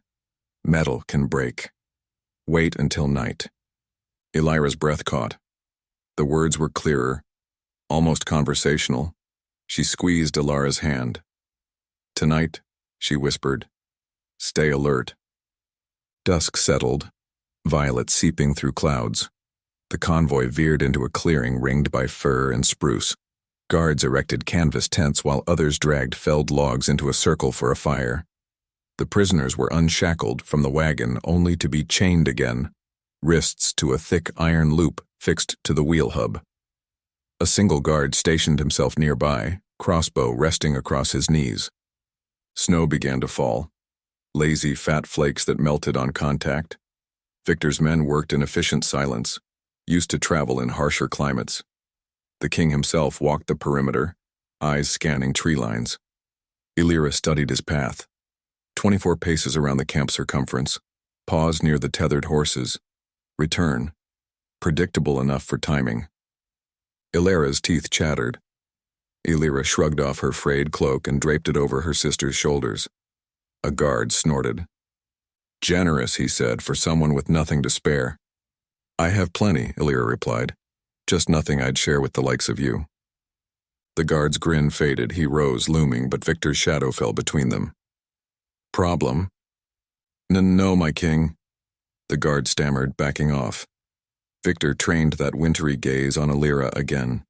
Snow peppered his dark hair, melting faster than it could whiten his locks. Your bravery borders on suicidal, he said quietly. Do you court punishment? I defend what's mine. Elira tilted her head toward Elira. Can you say the same, Alpha King? Or do you just collect broken things for sport? A flicker of something crossed Viktor's face, hurt or anger, she couldn't tell. Fenris growled in his skull. She challenges. She is strong.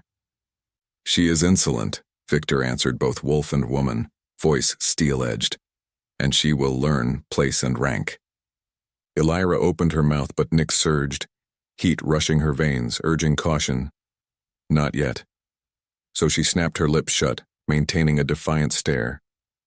Viktor held that look a moment longer, then turned on his heel and walked into the snow. When night deepened, torches burned low and one by one guards surrendered to fatigue. The lone sentry near the wagon leaned against a stump, eyelids drooping. Distant wolves howled, echo answered by their human counterparts around the fire. Viktor and Cade spoke quietly beside the flames. The king's posture remained taut. Elira began to work the manacle bolt in earnest, twisting wrists back and forth to widen the gap. Blood slicked her palms. Elira watched with widening eyes. Won't they hear? She breathed. Not over drunk laughter, Elira murmured. Indeed, farther off, several guards toasted with tin mugs, their banter slurred. Minutes stretched. The bolt slid another fraction. Then heavy branches cracked beyond the tree line, too deliberate for wind. The drowsy guard jerked upright, squinting into darkness. Who's there? 3 shapes burst from shadows, ragged men armed with axes and spears, their eyes gleaming yellow gold in torchlight. Rogues. The camp erupted, swords hissed free, shouts rang. One rogue hurled a spear into a guard before racing for the supply wagon. Chaos tore across the clearing. Horses screamed, rearing. Viktor drew his twin blades, meeting a rogue head-on in a spray of sparks. The attacker stumbled back, arm nearly severed. Cade rallied soldiers, but the ambush had momentum. Perfect confusion. Elira's heart pounded. Opportunity. She twisted hard. The bolt slipped free. The left manacle dangled. She wrenched the right, pain flared, metal screeched, and then it too slid loose. She grabbed the chain, snapped the last link with a sharp tug, and spun to Elira. picking at her sister's lock with the freed shackle pin. A click, and Elira's wrists sprang apart. "Stay low," Elira ordered, hauling her sister beneath the wagon. Snow churned underfoot as combatants clashed. One rogue spotted the wagon and dashed forward, thinking to loot. Elira lashed out with the chain like a whip, striking his knee. He yowled and collapsed. She seized his drop dagger. Across the fire, Viktor skewered another rogue, blade dripping. Then his head whipped toward the wagon, mate bond tugging like a hook. He saw Elira crouched free, eyes blazing, dagger raised. Fenris howled delight. "There! She fights claim!" Rage contorted Viktor's face. He leapt over the flames in a blur, intercepting a rogue that lunged for Elira. Steel rang, sparks sprayed. The rogue fell, clutching ribs. Viktor stood over his corpse, breathing hard. "You break chains even in irons," he growled at Elira. Snow hissed on his blade. "What are you?" "Someone you underestimated," she snapped, stepping protectively in front of Elira. Nyx roared approval, words sharpening. "Stand tall, Alpha Bloodheart." Viktor felt the truth in the wolf's declaration, a surge of proud heat that made him dizzy. Fenris barked joy, but Viktor pushed it down. He turned to Cade, who trotted up. "Secure the prisoners," he ordered. "Double guards." Elira caught a glimpse of wounded rogues staggering into the forest, guards giving chase. The ambush faded, leaving blood-soaked snow and the reek of steel. Cade grabbed Elira's arm. She yanked free. "Touch me again and lose that hand," she snarled. Cade smirked. "Our king may tolerate insolence, but I do not." He thrust a new pair of shackles onto her wrists, tighter than before, then locked Elira's again. The guard who'd first mocked them lay dead by the fire, eyes staring. Elira swallowed hard. The cost of hesitation was written in crimson on the ground. By dawn, the convoy limped onward, -2 soldiers and 1 pack horse, but with discipline restored. The sisters' new irons had short chains between them, forcing them to march behind Viktor's stallion. Snow had ceased, the world glittered under wan sunlight. Hours later, the forest thinned, revealing a jagged ridge of obsidian rock. Perched upon its highest spur brooded a fortress of black granite, towers spearing clouds, banners as dark as ravens' wings. Elira shivered. "It looks cursed." "Maybe it is," Elira muttered, but her gaze stayed steady. Fear had to wait. They crossed a creaking drawbridge over an icy moat. Portcullis chains rattled. Inner gates swallowed them into a courtyard echoing with hammer on anvil. Warriors drilled in ranks. Servants scuttled aside to let the procession pass. Viktor dismounted by the main entrance. He stalked toward massive oak doors, then paused, pivoting to stare at Elira. The bond vibrated, catching everyone's breath. He gestured to Cade. "Hold the younger in the lower cells. Bring the older to interrogation." Elira clutched Elira's sleeve, panic rising. Elira squeezed her hand. "It's all right, I'll find you." "Promise?" Elira's voice broke.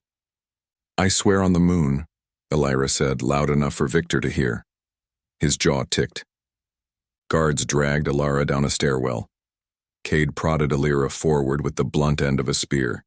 She walked tall, head high, blood-stained cloak fluttering behind like a warrior's banner. Inside the great hall, torches burned blue-white, their light reflecting off obsidian walls etched with battles long past. Viktor waited at the base of a dais, helm removed, hair damp with melted snow.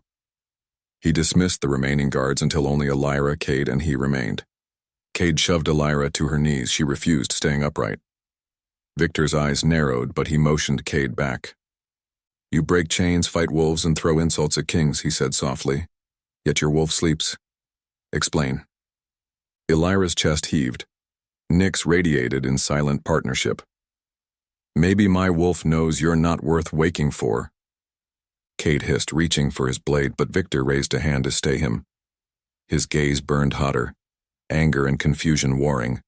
Fenris growled insistently. "She is worthy. Strength and fire. Why can I smell a bond?" Viktor murmured more to himself than to her. It stinks of fate, yet you are.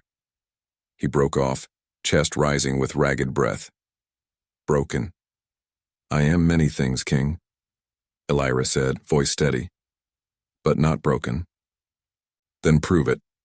Shift. I can't, you know that. I see a challenge in your eyes, he snarled, frustration cracking his composure. You should beg for mercy, yet you glare like a queen. Elira stepped closer despite shackles. Perhaps I was born for more than bowing. For a second he stared, thunderstruck. Then he snapped a command to Cade. Dungeon, isolate her sister. If either attempt escape again, irons and muzzles. Cade seized her arm. Before she was led away, Viktor spoke one last time, voice low enough only she could hear. There's something wrong with you, he said, not angry now but bewildered, almost pained. You're mine, but broken. Elira held his gaze. Maybe it's you who's cracked, Alpha King, if you can't see strength when it stands before you. Cade yanked her through a side door, down spiraling steps into torch-lit tunnels where damp stone breathed cold. Metal gates clanged behind them. Finally, they stopped at a cell door banded in iron.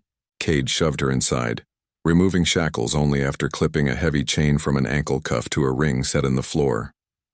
For your own good, he said, almost rueful. Elira glanced around, a pallet of straw, a bucket, darkness. Tell my sister I'm fine. I will, Cade said. He hesitated, then added, if you do not anger him past reason, the king is not entirely monster. I'll keep that in mind, Elira replied dryly. The cell door slammed. She exhaled, muscles trembling at last. The chain granted 2 strides length. She paced, fighting despair. Then Nyx spoke again, voice clearer than ever, raspy, yet strong.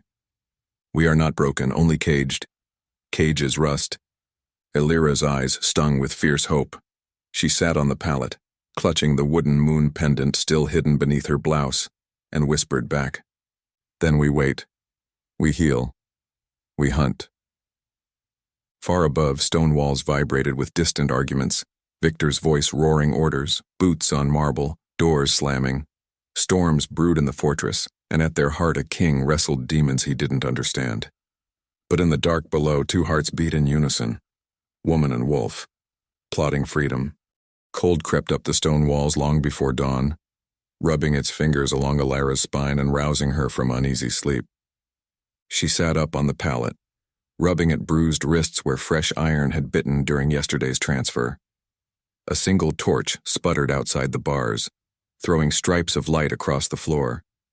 Somewhere in the corridor, water dripped, a heartbeat in the quiet. Nyx stirred behind her sternum, the wolf's presence no longer a distant echo, but a steady flame. Wake, Elira. Strength is built before sunrise. The words were clear now, not just feelings, and they settled her mind like a hand on her shoulder. Elira stretched cramped muscles, then pushed into slow, deliberate push-ups, counting each breath. Chains rattled softly as she moved. After 50, sweat traced a line down her spine despite the chill. She switched to crunches, then planks, every motion small but intentional, reminding bone and sinew they still belonged to her. Footsteps scuffed down the corridor. A key scraped, hinges groaned. 2 guards entered, flanking Viktor. He looked like sleeplessness carved him during the night. Shadows darkened the sharp angles beneath his eyes, and his hair was tied back hastily, as if he'd raked fingers through it a dozen times without care. Still, power clung to him like an aura. Even standing in a dungeon, he commanded the air. Elira rose, breathing steady. Visiting hours already? I must be special. Viktor dismissed the guards with a flick of his fingers. They hesitated, then retreated outside the bars but stayed within earshot. He stepped closer, boots scraping stone, and stopped just beyond the reach of her chain. You look better than a prisoner should, he said, voice low. Most break after a night down here. I'm not most. She folded arms, ignoring the twinge in her shoulder. He studied her posture, straight back, squared shoulders. Why train? I train. It won't help you here. It helps me everywhere. You can cage a body, not a will. His jaw flexed. Fenris growled in his mind, impatient. Claim her, make her yours, end this torment. Viktor shut the voice behind a steel door, but it rattled, furious. He forced calm. Tell me about your wolf. Elira managed a sharp laugh. You kidnapped me, shackled me, call me broken, and now you want a heart-to-heart? I want answers, he bit out. A dormant wolf this aware is unusual. Nyx isn't dormant, she's cautious. Elira lowered her voice. And she hates you. That pulled a flicker of surprise from him before he masked it.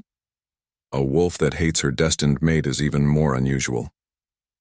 Heat crawled up her neck, whether from his words or the admission that fate had woven any thread between them. Maybe fate got it wrong. Viktor stepped forward, metal links jerked taut. The mate pull flared between them, invisible and scorching. His nostrils flared as he breathed in her scent. Smoke, pine, defiance. Confusion rippled across his features, anger chasing close behind, as if he despised the way she smelled, yet needed it like air. I could break these chains, you know. Elira kept her voice level. Nyx says iron is just iron. Try it, he murmured, though his eyes said he half expected her to succeed. I would stop you. Maybe. She shrugged, but you'd bleed. His gaze dropped to the raw line on her wrist. A muscle ticked in his cheek. Without thinking, he reached to touch, then stopped millimeters away, curling his fingers back. The air between hand and skin vibrated. Fenris lunged inside him, touch her, heal her, claim her. Viktor recoiled, spine snapping straight. He turned, pacing once before whirling back. Why protect your sister at such cost? You're adults now. She can fend for herself. You speak like someone who's never had family to lose. Pain flashed in his eyes, quick as lightning before the storm. I did, he said softly, then louder, and weakness buried them. I will not repeat the lesson. Strength isn't cruelty. Cruelty keeps monsters at bay. Elira shook her head. Cruelty creates monsters. Silence stretched. The torch hissed like a viper. Viktor's breathing roughened, as if every inhale scraped glass. Fenris snarled. She challenges, she stands, she fits. You deny, but we know. Enough, Viktor muttered, unsure whether he said it to Fenris or to her. He faced Elira again. Eat, rest, you will need both. He flicked a glance toward her chain, then passed it to the corridor where he knew Elira sat in another cell, alone. Choose obedience, and your sister is treated well. Elira took a step, chain clanking. Treat her well regardless, or I will make you regret it. He barked a laugh, sharp and humorless. You threaten the Alpha King from a dungeon? Bold. Truth doesn't need rank. For the first time, a real smile, small, almost sad, pulled at the corner of his mouth, then vanished. He strode to the door, calling guards back.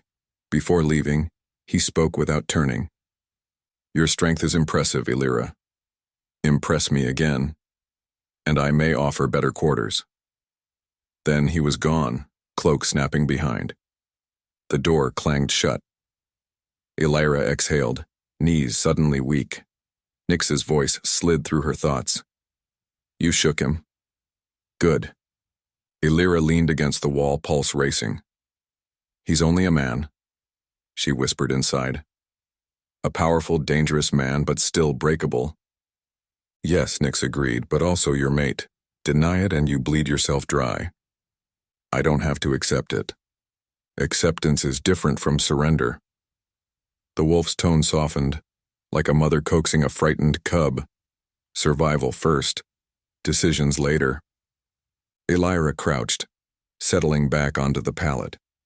She closed her eyes, listening to footsteps fade. Through stone and silence, she felt Viktor retreat along the corridor, his heartbeat a distant drum that echoed in hers. She hated the way her own pulse seemed to answer, but she banked the anger like a coal. Fuel, not weakness. Minutes later, a servant slipped in, setting down a wooden bowl of porridge. She left quickly, eyes down. Elira waited until the footsteps retreated, then dragged the bowl closer and ate in measured bites. Grainy, cold, but food, nonetheless. Strength.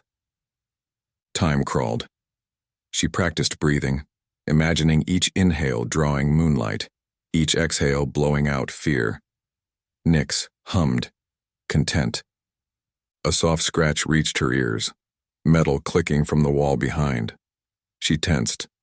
Between stones, a small vent opened, big enough for sound to travel. A whisper threaded through. "Ellie?" Elira shot to her feet. "Elira," she breathed, heart thundering. She crouched near the wall. "Are you safe?" "They moved me after you spoke with the king yesterday. A tiny room, but I'm alone. Guards come for chores." Elira's voice trembled. "They say I eat once a day." "We'll change that." Elira pressed her palm to the cold stone as if she could pass warmth through it. "Listen to me. No matter what they tell you, you're not weak. You're not worthless. Hold on." "I'm trying." A sob hitched. "I still don't hear Lyra. What if she never wakes?" "She will. Wolves choose their time. Nyx only started talking clearly this week." "That's good," Elira whispered. "Tell her thank you for watching over us." The words tightened Elira's throat. "I will." Footsteps approached from Elira's side. She gasped. "Someone's coming." And the vent snapped shut. Elira stood, fury and helplessness wrestling in her chest. Nyx spoke. "We protect. We wait. We strike." "Not yet," Elira murmured. "But soon." Hours blurred into slow circles of pacing, stretching and sitting still enough to feel her heartbeat synchronize with the fortress around her.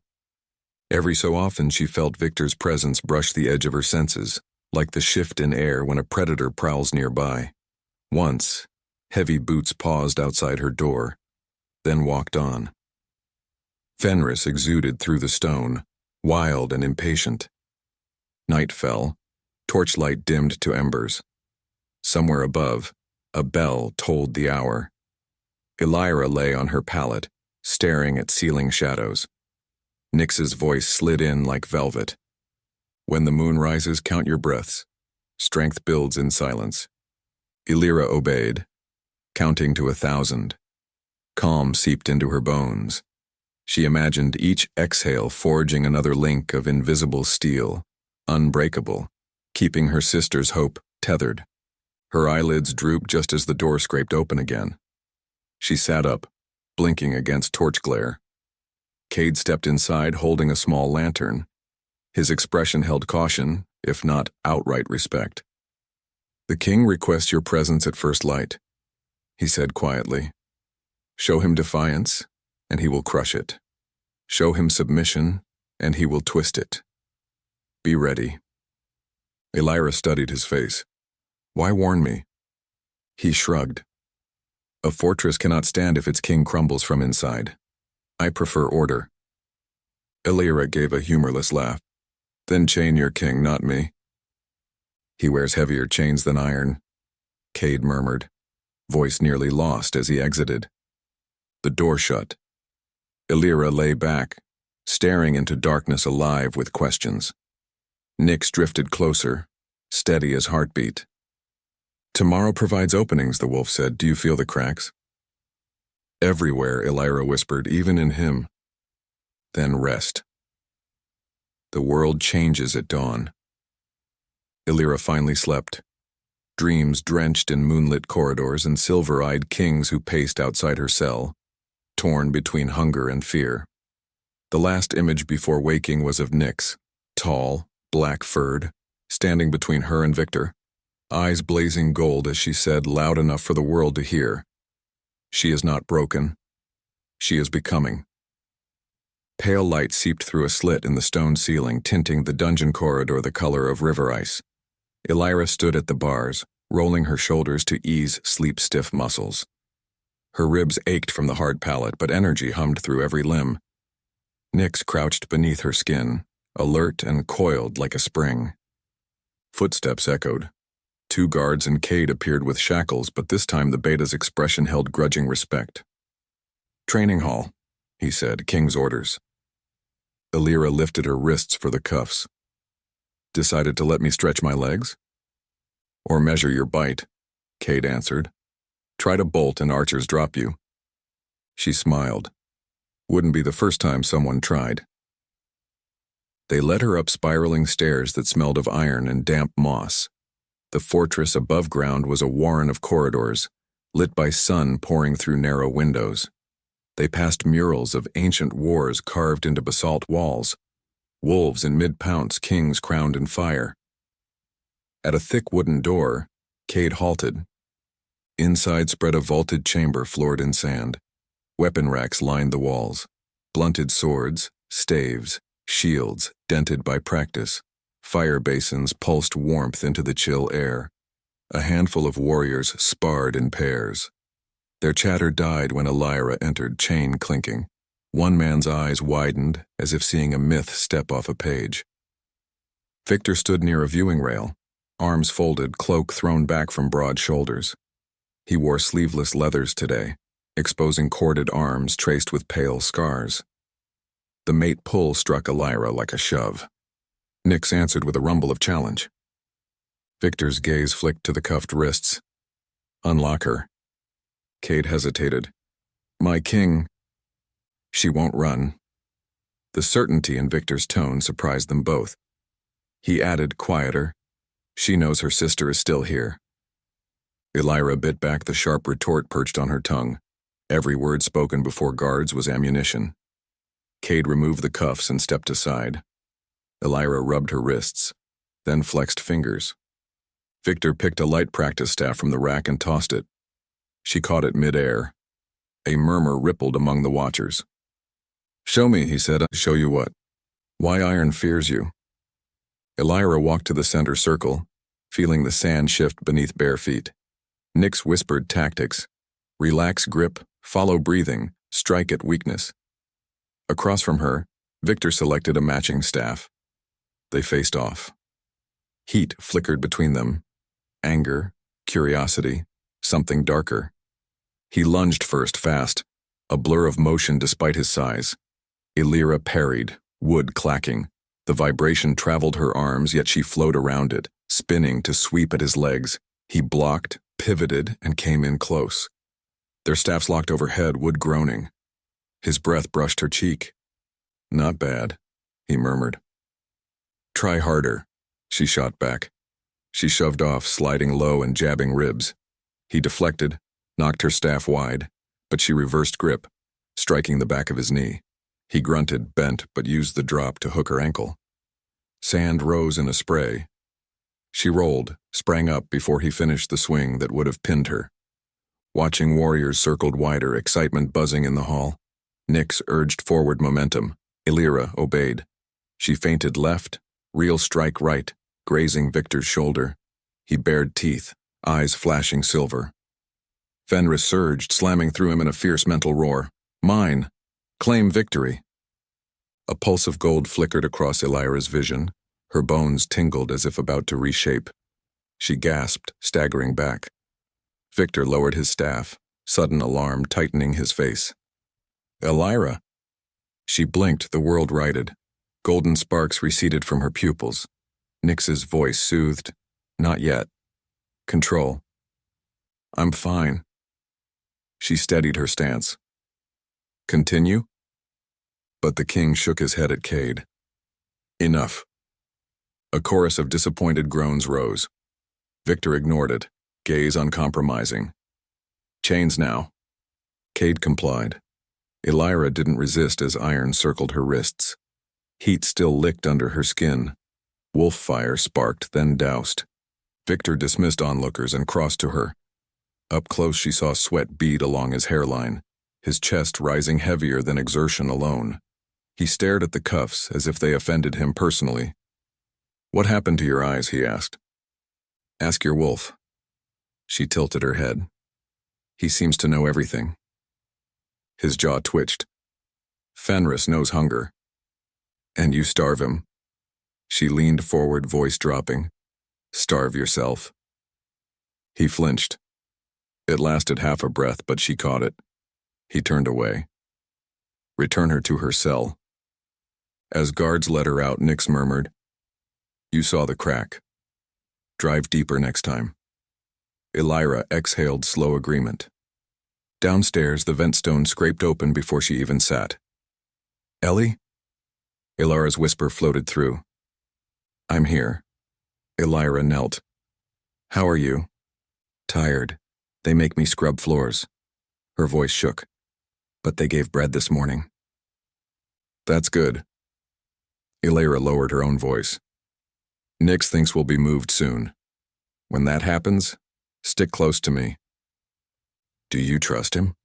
Elira pictured Viktor's shaken face. "Trust? No, but something's changing." Guard boots clicked above. Elira pressed a finger to her lips, though Elira couldn't see. The vent shut. Hours passed. Elira performed slow stretches, mind replaying the sparring match. At that moment of gold, her muscles had felt molten, ready to transform. She longed to ask Nix how close she truly was.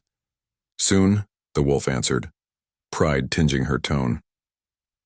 Iron scraped. The cell door opened again.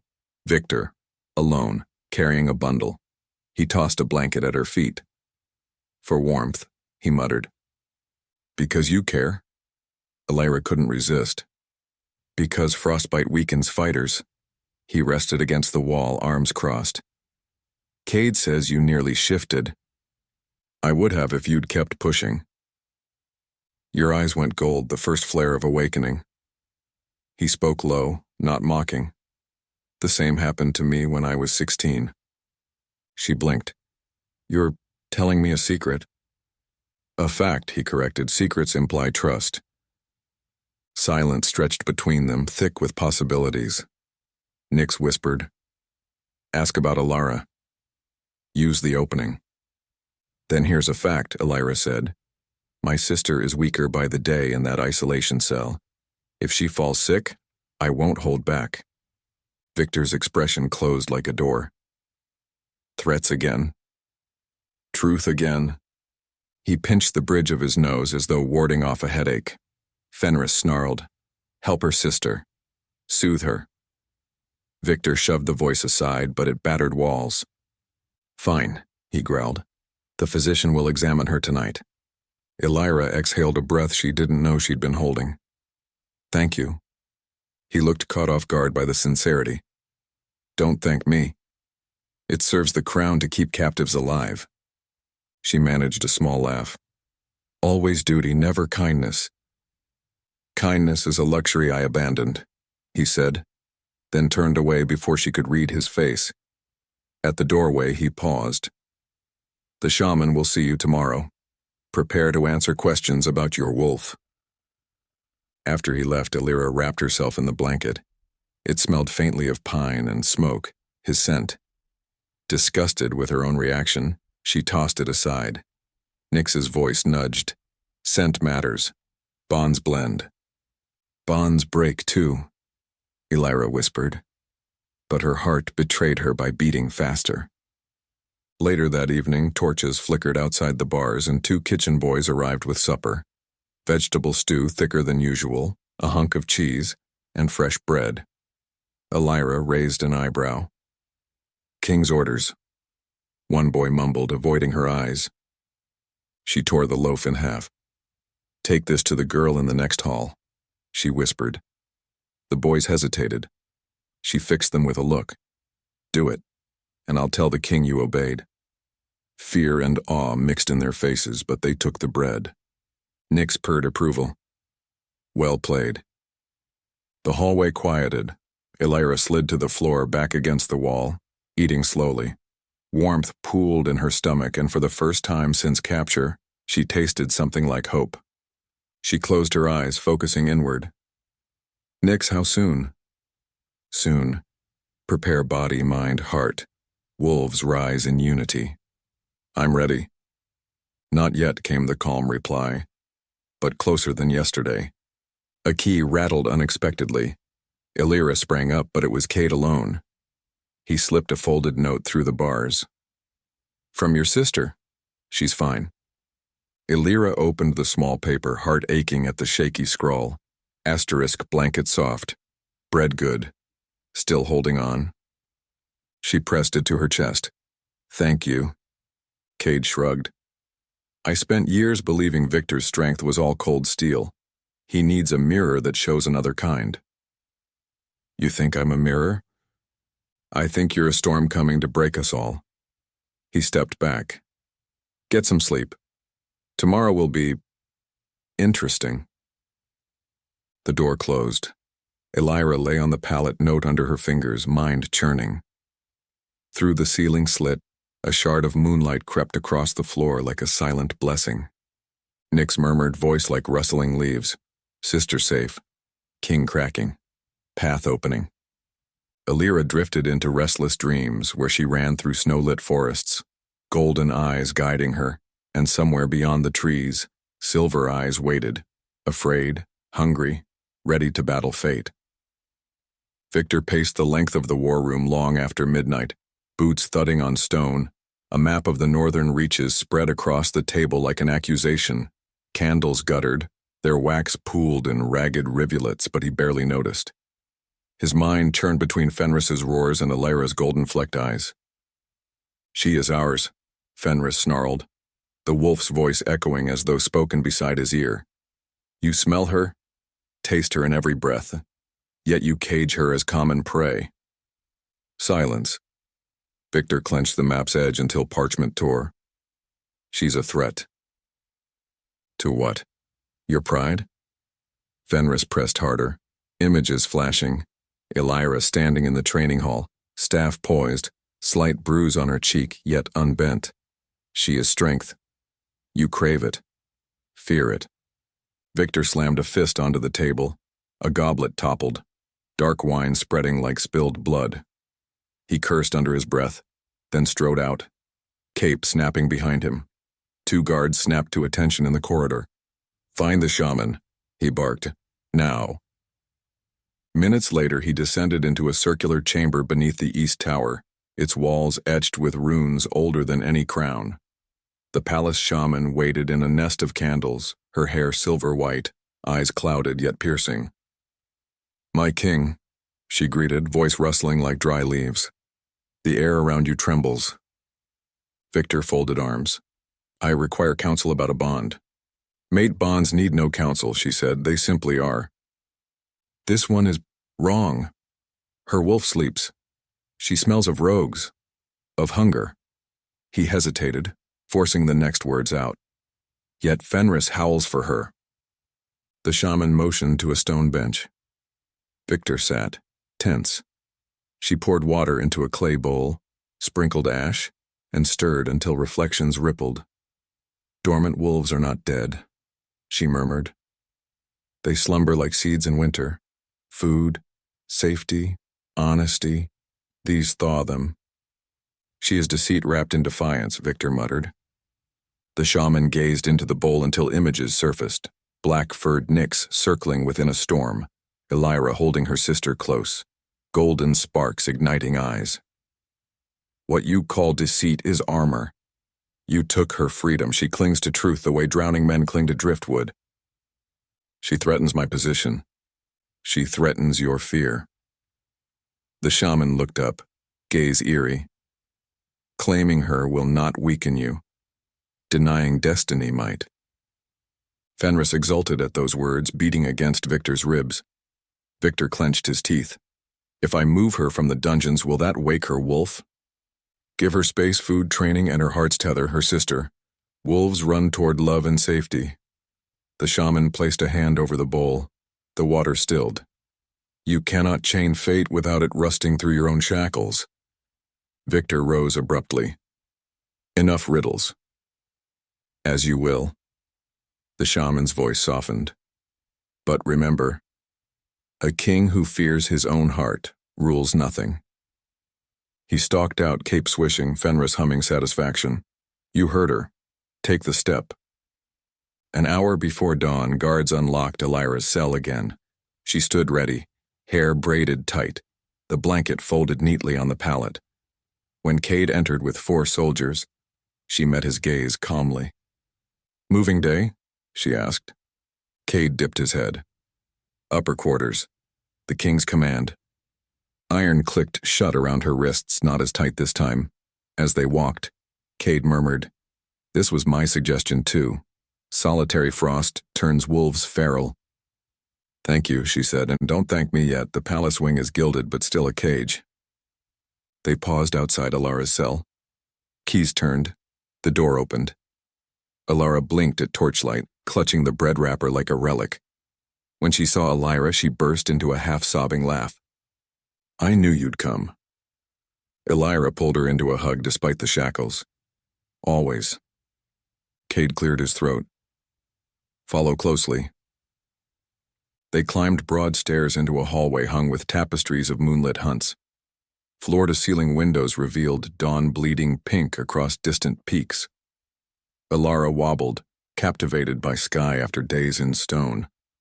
2 maids waited beside a set of double doors. Inside lay adjoining chambers, whitewashed walls, a fireplace already blazing, mattresses stuffed with down, a wash basin large enough to swim in. Heavy drapes muted early light. Elira traced the embroidered bedspread like she might wake and find it dust. Elira scanned corners. 2 guards stationed outside, bars on windows disguised as ornate lattice. Better cage, same captivity. Cade unlocked her shackles, then Elira's. Your wolves can't shift through iron-barred windows, he said apologetically, but you'll breathe fresh air. Elira rubbed wrists. Where's Viktor? War room, likely fighting himself. Cade sighed. Breakfast arrives soon. Clean clothes await in the wardrobe. Once rested, the healer will check bruises. Elira nodded. The beta lingered as if wanting to say more, but a guard cleared his throat. Cade left. Elira sagged onto the bed. It's warm, she whispered, eyes shining. Ellie, maybe we can sleep without counting rats. Elira smoothed hair from her sister's forehead. Bruises marred pale skin, but color returned slowly. Sleep. I'll keep watch. You need rest too. I will after. When Elira's breathing deepened, Elira crossed to the window. Snow patched the bailey, sunlight catching spires. She touched the lattice. Cold, unyielding. Nyx stretched inside her, satisfied yet wary. Safer, the wolf said, but eyes still watch. I know. Food arrived, porridge, honey, sliced apples. Elira woke Elira and they ate ravenously. Hot water followed. They bathed behind a screen while maids hovered outside. Elira giggled at floating soap bubbles, the sound fragile but genuine. Elira scrubbed grime from her hair, feeling layers of fear slide away with the dirt. Fresh tunics of dark green wool hung in the wardrobe, soft and sturdy. Elira twirled in hers. Do I look like a lady? You look alive. Elira cinched a leather cord around her waist. That's what matters. A healer appeared, an older wolf with gentle eyes. He examined their bruises, applied salves that smelled of mint and spruce, and left a satchel of tonics. Twice daily, he instructed. Strength returns. With doors shut again, Elira exhaled. She paced, testing chainless freedom inside the rooms. Nyx prowled, feeling edges. Mid-afternoon, the handle turned. Viktor entered alone, closing the door behind. He wore a simple black tunic, hair damp from snow. Elira stiffened by the hearth. Elira moved between them reflexively. Viktor raised a palm. I won't harm her. His gaze slid to Elira. May we speak? Words only. Elira crossed arms. He nodded toward Elira. Your sister may stay or step into the adjoining room if she chooses. Elira shivered. Elira brushed her knuckles. Stay. Hear everything. Viktor accepted her choice without comment. He clasped hands behind his back, eyes tracing the bandages at Elira's wrists. I ordered proper rooms because isolation hinders dormant wolves, and... He paused like the next words weighed tons. Because I learned the cost of chains young. I would not repeat it. Elira searched his face, no trick, just ragged honesty. Thank you. He released a breath. Fenris surged, thrilled by gratitude. Viktor held still. The shaman says your wolf will wake given safety, food, and truth. You have food and shelter. As for truth, ask questions.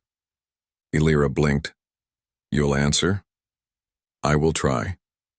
She seized the chance. Why keep us here? The ball is over. Alpha Caro reclaimed his valley. Let us leave. Viktor's throat worked. Because Fenris will not let you go, and I... He hesitated as if the words scraped raw. Even if I released you, rival packs would hunt you. Here you are. Protected. Protected behind bars, Elira countered. Bars can open. Then open them. Elira made a small, fearful noise. Elira wrapped an arm around her shoulders. Viktor's gaze softened, sliding to the younger sister. Just a flicker. Gone in a breath. Not yet. Not until I can trust you won't flee straight into danger. We decide what danger is worth, Elira said. A flicker of irritation crossed his features, quickly buried beneath exhaustion. He massaged his temple. You challenge every command. Someone must remind a king he's mortal. To her surprise, a hoarse laugh escaped him. You do that well. He sobered. The shaman also recommends training. Proper training, not this dungeon sparring. If your wolf nears awakening, you need guidance or the first shift may break you. Nyx vibrated approval. Elira nodded slowly. On one condition. Elira trains too. Viktor considered. If her wolf remains silent, training will be gentler. But yes. Elira brightened, hope flickering. Maybe then Lyra will answer. Will she? Viktor looked at Elira. She will, Elira said firmly. Nyx agreed inside, yes. Very well. He dipped his head, then straightened as if resuming royal armor. Training begins tomorrow at dawn in the glass courtyard. Rest tonight. He moved to leave, then paused. I will post female guards in this hall. Privacy. With that, he stepped out, door closing quietly. Elira exhaled. Elira spun toward her, eyes shining. Ellie, this feels different. Are we still prisoners? Guests in a gilded cage, Elira murmured, but her pulse whispered possibilities. Let's see how big the cage truly is. Night fell in soft layers. A maid lit lamps delivered stew with venison chunks and withdrew. Elira devoured hers, then curled under blankets, drifting fast. Elira walked to the window again. Snowflakes drifted past torchlights below. Across the courtyard, a high tower framed a familiar silhouette at a balcony. Viktor, hands clenched on the stone rail.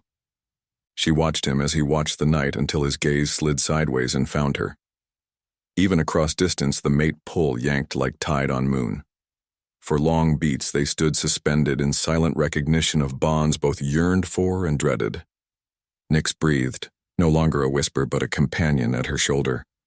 This is not the end. This is the beginning. Elira's throat tightened, but she nodded minutely. Across the way, Viktor's lips moved, words carried only by wind, but she read them all the same. She'll ruin me. Or save me. He retreated into shadows. Elira closed the curtain, heart thudding. She slipped into bed beside her sleeping sister, wrapped blankets tight, and stared at ceiling beams while snow hissed against glass. Fenris murmured victory in Viktor's mind. Nyx hummed promise in Elira's. Two hearts beat in time, separated by walls but drawn by fate's relentless tether. And far below, the fortress kept its secrets, unaware that every stone was shifting, reshaped by an unbreakable bond that neither king nor captive could deny much longer. Steam curled off the frost-slick stones as the fortress training yard filled with the muted thud of wooden practice blades, the hiss of breath meeting cold air, and the soft crunch of snow under boots.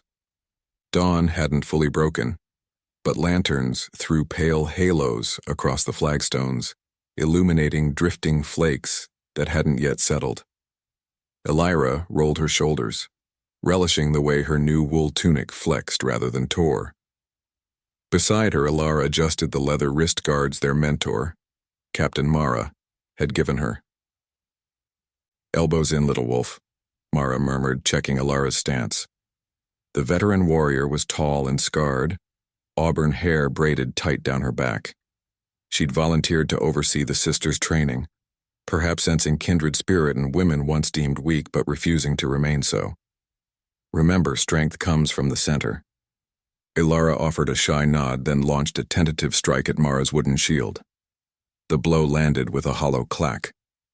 Elira winced, but Mara's smile was approving. Better. Again. Across the yard, Viktor waited, arms folded, watching Elira stretch. The distance between them did nothing to dim the invisible thread pulling at her ribs. Each morning the thread felt tauter, as though resisting it would snap something vital inside them both. She inhaled, letting cold bite her lungs, then exhaled slow. Nyx brushed the inside of her skin. "Today, stop holding back." Elira's lips twitched. "I never hold back." Mara glanced over. "Talking to yourself again?" "No, talking to her." Elira tapped her chest. "She's chatty at dawn." Mara's eyes softened with understanding. "It's a good sign. Mine started that way before my first shift." Viktor strode forward, Cade at his shoulder. Warriors paused, saluting. Viktor's eyes never left Elira. "Ready?" "Always." She stepped toward the center ring of chalk drawn on the stones. A hush fell. Even the wind seemed to settle, waiting. Viktor tossed her a practice sword, long hilt, dulled steel edge. She caught it, testing weight. He took an identical blade and circled, boots rasping. Fenris prowled behind his eyes. Elira could almost feel the other wolf's breath on the back of her neck. Cade called the start. Viktor moved first, a slice that blurred silver. Elira parried, sparks kicking off the dull metal. Recoil vibrated through her arms, but she flowed with it, pivoting to slash at his side. He blocked effortlessly, twisting her blade wide. They locked hilts, faces inches apart. "You slept?" he asked, voice rough as gravel. "Well enough?" "Dreams?" "None worth sharing." She shoved off. He pressed again, a rain of strikes she met stroke for stroke. The blades sang, echoing off high walls. Nyx's excitement pulsed in her ears. "Faster," she urged, let instinct guide. Elira spun low, sweeping at Viktor's legs. He leapt back, but her sword clipped his calf. A sharp hiss of breath escaped him, half pain, half something else. Fenris surged. Viktor drove forward, strength shaking her guard. She retreated under his onslaught until the fence of spears marking the boundary loomed a step behind. Nyx whispered, "Enough hiding." A tremor ran through Elira's arms, then warmth, then fire, racing down her spine. Light shimmered at the edge of her vision. She felt her pupils stretch, her heartbeat double. On the next clash, metal jarred from her hand. Viktor's blade nicked her forearm, a shallow slice. Blood welled scarlet against snow-pale skin. Instinct roared. Gold bled across her sight as bones itched, threatening to twist. Claws ached beneath fingertips. She didn't shift, but she stood taller, shoulders rolling back as though fur bristled under flesh. When she spoke, her voice vibrated with two tones. "Again." Viktor froze. Fenris growled so loud Viktor's muscles jerked. He tossed his sword aside. "No weapons. Wolves don't need them." Elira nodded. She dropped her blade. They circled barehanded. Snow swirled like sparks. Warriors watched, silent statues. Elira clutched Mara's arm. Viktor lunged. Elira met him in a grapple. He tried to lock her wrist, but she twisted, using momentum to throw him over her hip. He hit the ground, rolled, came up, crouched. Surprise flared in silver eyes. He charged again. She braced, feet sliding, and caught him chest to chest. The bond sizzled where their bodies touched. His breath puffed white against her ear. "Yield," he rasped. "Never." She shoved. He stumbled back 2 steps. Fenris roared, half mad with admiration. Nyx answered in words Viktor could almost hear. "She is not your prey. She is your heart." Viktor's restraint shattered. In a blink, he seized her shoulders, slamming her against a training post. The wood cracked. His eyes shone silver ice, lips parted near hers. Every warrior around them forgot to breathe. Elira's pulse thundered. Gold flickered in her gaze. Nyx's voice was velvet steel. Claim or release, but choose. Viktor leaned in, then forced himself away, chest heaving. Snow burst as his boots skidded. He raised shaking hands as if warding her off. Fenris bellowed in rage. Viktor snarled aloud, "Enough!" at his wolf, at fate, at himself. He spun and stalked across the yard, aura of rage driving warriors clear. A hush lingered. Elira braced a palm on the cracked post, trying to slow her breathing. Nyx pulsed with pride. Full awakening, the wolf crowed. "Feel our strength." Dizziness swept her, but it was giddy. Electric. She looked down. The bleeding cut on her arm already closed. When she turned, Elira rushed over, tears on her lashes. "You were glowing," Elira whispered, voice shaking. "I felt her," Elira said, heart still racing. She touched Elira's cheek.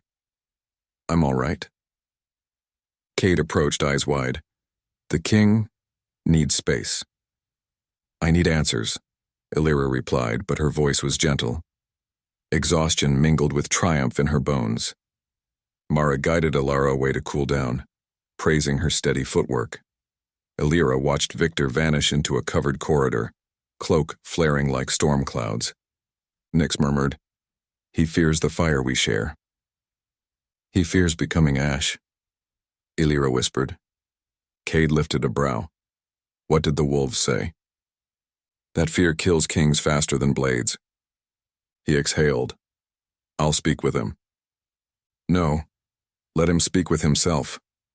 She flexed hands. Power tingled. "He has to decide what he wants." Cade bowed slightly. "Madam, that you call him he and not king already proves his heart knows."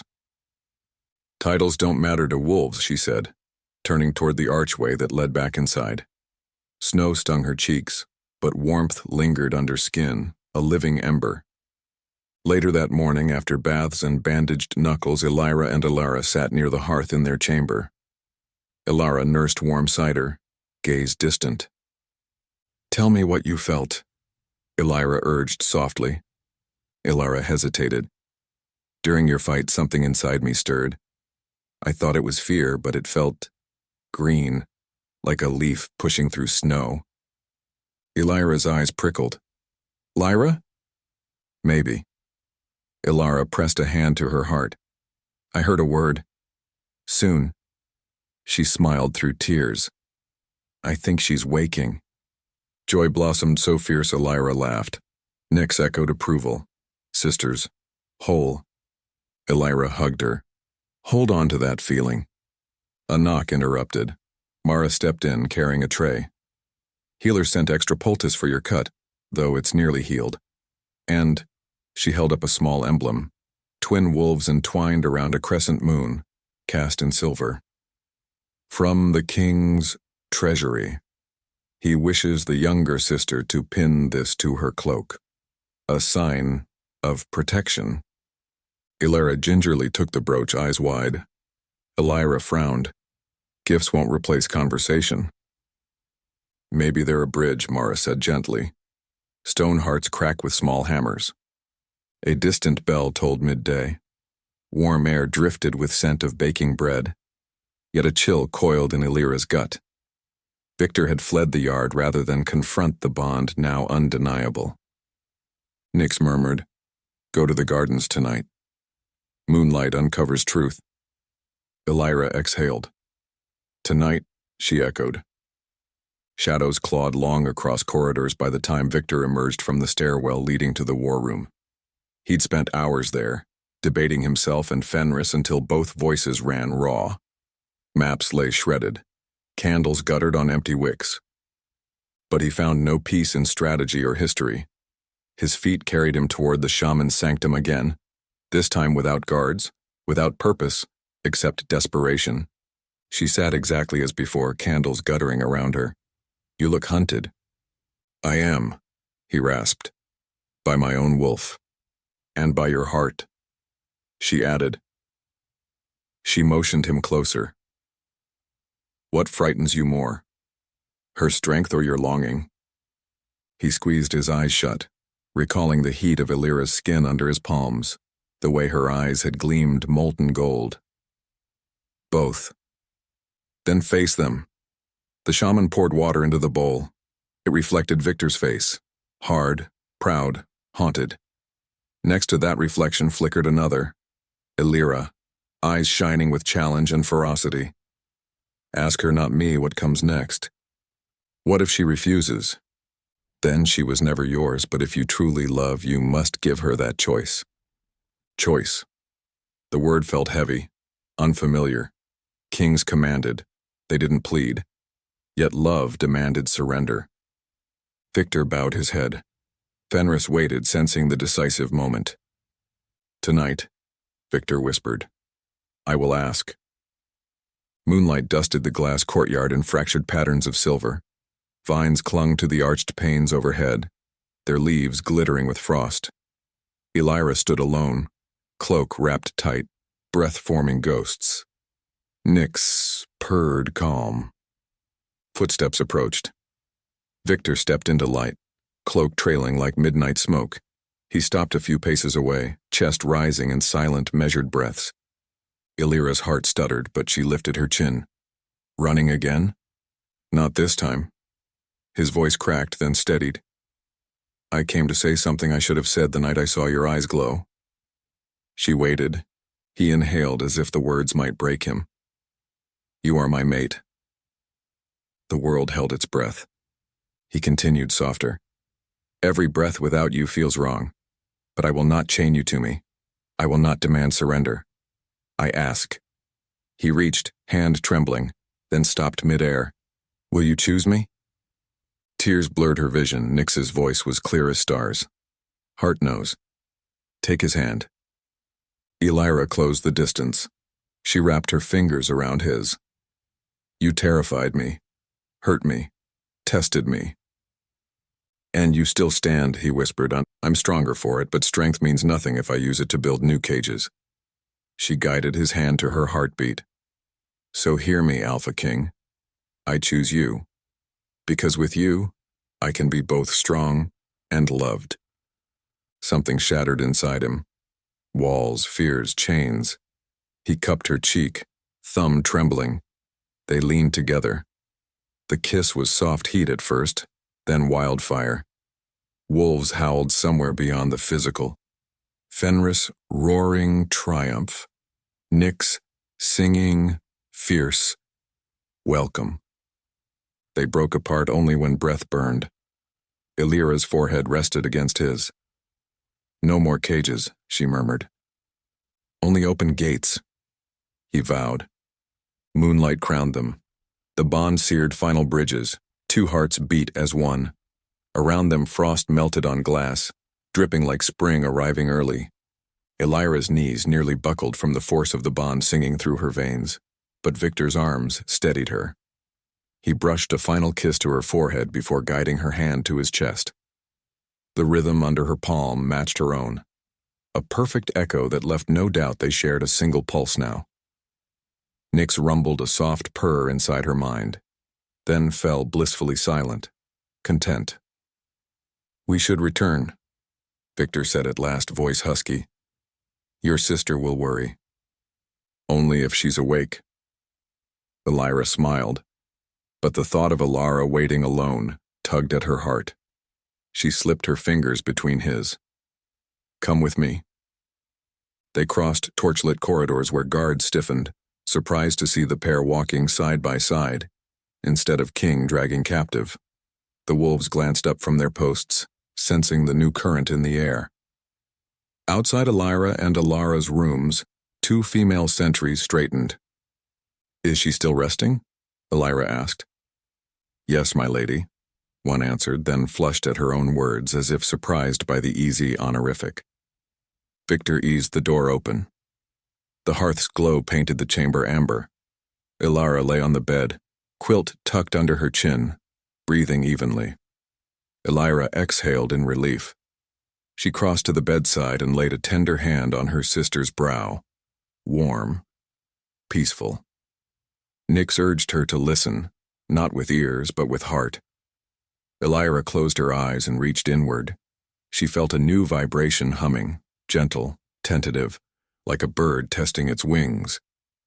A murmur sounded in Elira's throat. Her eyelashes fluttered. "Ellie?" She pushed up on an elbow, hair tangled about her face. "I felt fireworks." Elira smiled. Nothing exploded, but things changed. Elira's gaze shifted past her to Viktor. Instead of shrinking, she sat taller.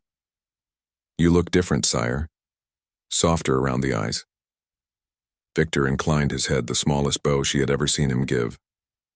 "Perhaps I finally see clearly." "Elira," Elira said, brushing her cheek. "Listen inside. Tell me if you hear anything new." Elira's brows knit. She closed her eyes, took one slow breath, then another. A soft gasp slipped out. "There. I think."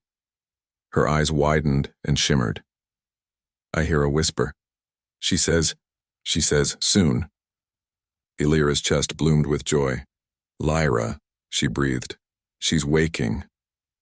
Viktor stepped closer, warmth radiating from him. "Come the sunrise, you'll meet with the healer and shaman. They will help." Elira's voice trembled, half laughter, half tears. "Does this mean we're free?" Viktor met Elira's gaze. "Yes. Free to stay or to go. I hope you'll stay. Both of you." He turned to Elira. "I would learn what kindness looks like from sisters who survived far worse than my walls." Elira swallowed, stunned. "I want to stay. If Elira does."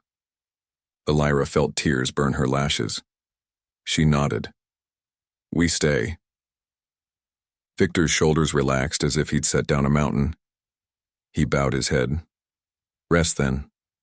Tomorrow there will be much to do." He stepped back, but Elira held his hand. "Will you remain? At least until she falls asleep again." Viktor rearranged a nearby chair and sat. Elira perched on the edge of Elira's bed, fingers laced with her mate's. Elira watched them with drowsy curiosity until her eyes slid shut. A faint whisper brushed the edges of all 3 minds. Tiny, feminine, tentative. "Hello." Elira's lips curved. She slept.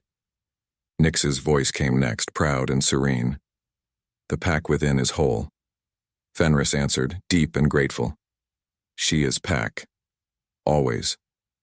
Viktor inhaled sharply. "I heard her, Wolf." Elira squeezed his hand. "They're speaking to each other already." "Then let's not fall behind." His smile held awe. "We should join them, don't you think?" Quiet laughter escaped her. She kissed the back of his hand. "Tomorrow. Tonight she needs calm." Viktor nodded. He sat until Elira's breathing deepened, then rose. Before leaving, he placed a small velvet pouch on the table. "For the morning," he whispered, and withdrew. Elira followed him to the corridor. He closed the door softly. In the lantern light, his face looked younger, weariness replaced by tentative hope. "You'll need rest too," he said. "Not yet." She drew him a step away from the guards. "What happens now? The court won't simply accept a former Omega as queen." He sighed. "There will be resistance. Some nobles will sneer, but I won't allow dissent to threaten you." A wry smile lifted one corner of his mouth. Besides, you've taken on worse than court gossip. I'll win them. She squeezed his forearm. Not through fear, but proof. Something like wonder flickered in his eyes. Your proof is already reshaping this place. They shared a final gentle kiss before parting for the night. Elira shut herself inside the chamber, heart racing in contentment so intense it frightened her. She examined the velvet pouch. Inside lay a pendant shaped like intertwined wolves, gold and obsidian stone inlaid along their spines, Nyx and Fenris in eternal embrace. On the back, a simple motto: Strength chooses love. She traced the words until they blurred. Nyx hummed, pleased. Keep it close. It is promise. Elira slipped the chain around her neck, pendant resting at her sternum, warm as if forged from sunlight. Then she settled beside Elira, curled protectively, and drifted into dreams stitched with wolf song and silver eyes. Morning broke in a blaze of roselight. Elira woke to find Elira already sitting up, hugging the quilt and smiling softly. I had a dream, Elira whispered. We were running across open meadows, 2 wolves behind us. Huge, beautiful. I think one was yours. The smaller one was Snow White. She called me sister. That's Lyra. Elira stroked her hair. She's showing herself. Mara knocked and entered, carrying 2 sets of sturdy trousers and tunics dyed storm blue.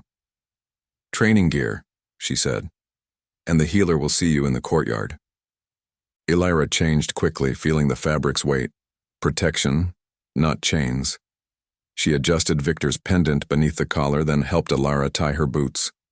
Excitement buzzed in the younger girl's every movement. They followed Mara through hallways humming with startled servants.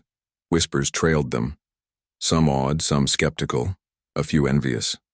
Outside, crisp air tasted of pine. Warriors had gathered in rows around the courtyard's sunken ring, keen to witness what rumor called the queen in the making. Cade greeted them, eyes bright. The king will join shortly. He asked me to escort you to the healer first. An elderly wolf inspected Elira's slight frame, listened to her heartbeat, gently opened her mouth to check gums. She's strong, he declared. A few more meals will broaden those shoulders. Elira beamed. I'm hungry already. Good sign, the healer said, patting her cheek before turning to Elira. He tested her reflexes, eyed the faint scar where Viktor's practice blade had cut. Healing nicely. He lowered his voice. I've never seen a dormant wolf awaken this fast. Love accelerates strange things, Elira replied, and Cade chuckled. That's one way to put it. Trumpets blared. Conversation stilled. Viktor entered clad in charcoal leathers, the royal mantle exchanged for a simple cloak lined with wolf fur. He carried no crown. His gaze found Elira instantly, softening. He took the steps into the ring and faced the assembly. Last night our fortress changed, he said, voice carrying. Today I share that change openly. He extended his hand. Elira's pulse skipped, but she walked forward, warmth spreading from Nyx's approving hum. She clasped his hand and stepped to his side. Murmurs spiraled. Viktor raised their joined hands. This is Elira of no clan, survivor of countless trials. She is my mate and equal. From this day she is Luna Queen of Mooncliff. A noble with silver epaulets stepped forth, bowing stiffly. My king, an Omega cannot.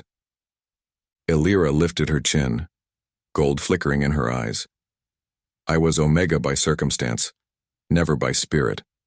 Watch and decide if rank is more than birth. She glanced at Mara, who tossed a practice spear into the ring. Elira caught it, spinning the haft once. Choose your strongest female warrior, she said, and watch a new queen dance. Gasps rose. Mara grinned, motioning to a brawny she-wolf named Kira. The woman stepped in, saluted. They circled, spears slicing cold air. Elira's energy thrummed. Nyx lent perfect balance. Kira struck first, swift jabs. Elira parried, pivoted, letting speed outmatch power.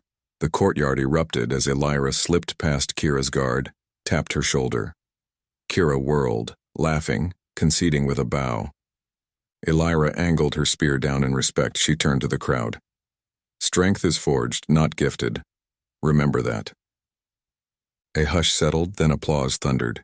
Shocked nobles exchanged looks, some grudging respect shining through. Mara clapped hardest, pride blazing. Viktor's eyes glistened. He took the spear from her, tossed it aside, and drew her to stand before the crowd again. Let there be no further question. Fenris howled in his mind, and this time Nyx answered aloud through Elira's lips, a clear echo that reverberated off stone. Wolves around the courtyard tipped heads to the sky, answering. Guards, warriors, servants. All felt the pulse. Viktor bent, pressing a kiss to Elira's knuckles. My queen, he breathed. She smiled. My king, my equal. Applause became cheers. Somewhere in the back, Elira squealed, then stifled laughter as Lyra's shy voice whispered inside her. Proud of us. The rest of the morning blurred in a haze of greetings, oaths, and planning. Cade orchestrated a celebratory feast for that evening. Mara offered immediate lessons for Elira, promising safe guidance. The shaman simply watched, eyes bright as destiny knitted threads tighter. Near sunset, Viktor led Elira and Elira along a quiet corridor to a balcony overlooking snowy forests. The view flared gold beneath a sinking sun. He turned to Elira first. You and Lyra will train with Mara and the healer, he said. No duties. Only strength and study. Until you decide your own path. Elira's eyes stung. Thank you for saving me from ever being a servant again. You saved yourself. Viktor replied gently. He ruffled her hair, awkward but sincere. Elira giggled. When she slipped inside to warm up, Viktor drew Elira to the rail. Wind lifted her hair, tangling it around his fingers. Below, the valley stretched endless and white. Tell me how to be soft, he murmured. Start by breathing, she teased, guiding his hand to his chest. In and out. He chuckled, the sound surprised out of him. Like that? Perfect. She leaned in, resting forehead to his. And listen when I say I love you. His breath caught. Tears gleamed before he blinked them away. He brushed his lips to hers, gentle, reverent. I love you, Elira. Inside their chests, Nyx and Fenris echoed the vow. The last constraints fell away. The bond flared white-hot, then settled into steady warmth. Life's new heartbeat. That night, after blazing torches led every noble to the great hall and a feast roared with renewed loyalty, Viktor and Elira slipped away to his private chambers. Guards melted respectfully aside. Doors closed. Candlelight painted gold across furs and stone. They shed layers not of clothing alone, but years of armor. Their wolves circled, melded, and leaped as one into the star-streaked landscape of their shared spirit. There was laughter and heat, whispered promises, gasped names. The world outside vanished beneath the steady cadence of two hearts, finally beating in the same rhythm. Sunlight spilled across tangled sheets. Elira woke wrapped in Viktor's arms, pendant pressed between them. His eyes opened, sleepy and bright. Morning, Queen. She traced a finger along his jaw.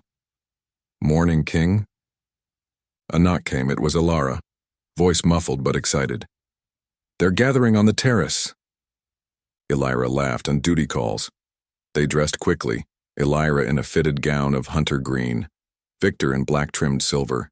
They walked hand in hand to the terrace where the entire pack waited, nobles and warriors alike, with Mara, Cade, the shaman, and a beaming Elira at front. Viktor spoke first. Last night this fortress found new life. Today I proclaim openly, Elira is Luna Queen. Any who question her strength, speak now. Silence, then Kira knelt, fist over heart. I saw her strength, I follow. One by one, warriors knelt. Nobles bowed. Elira squeezed her sister's hand. Nyx nudged. Speak your truth.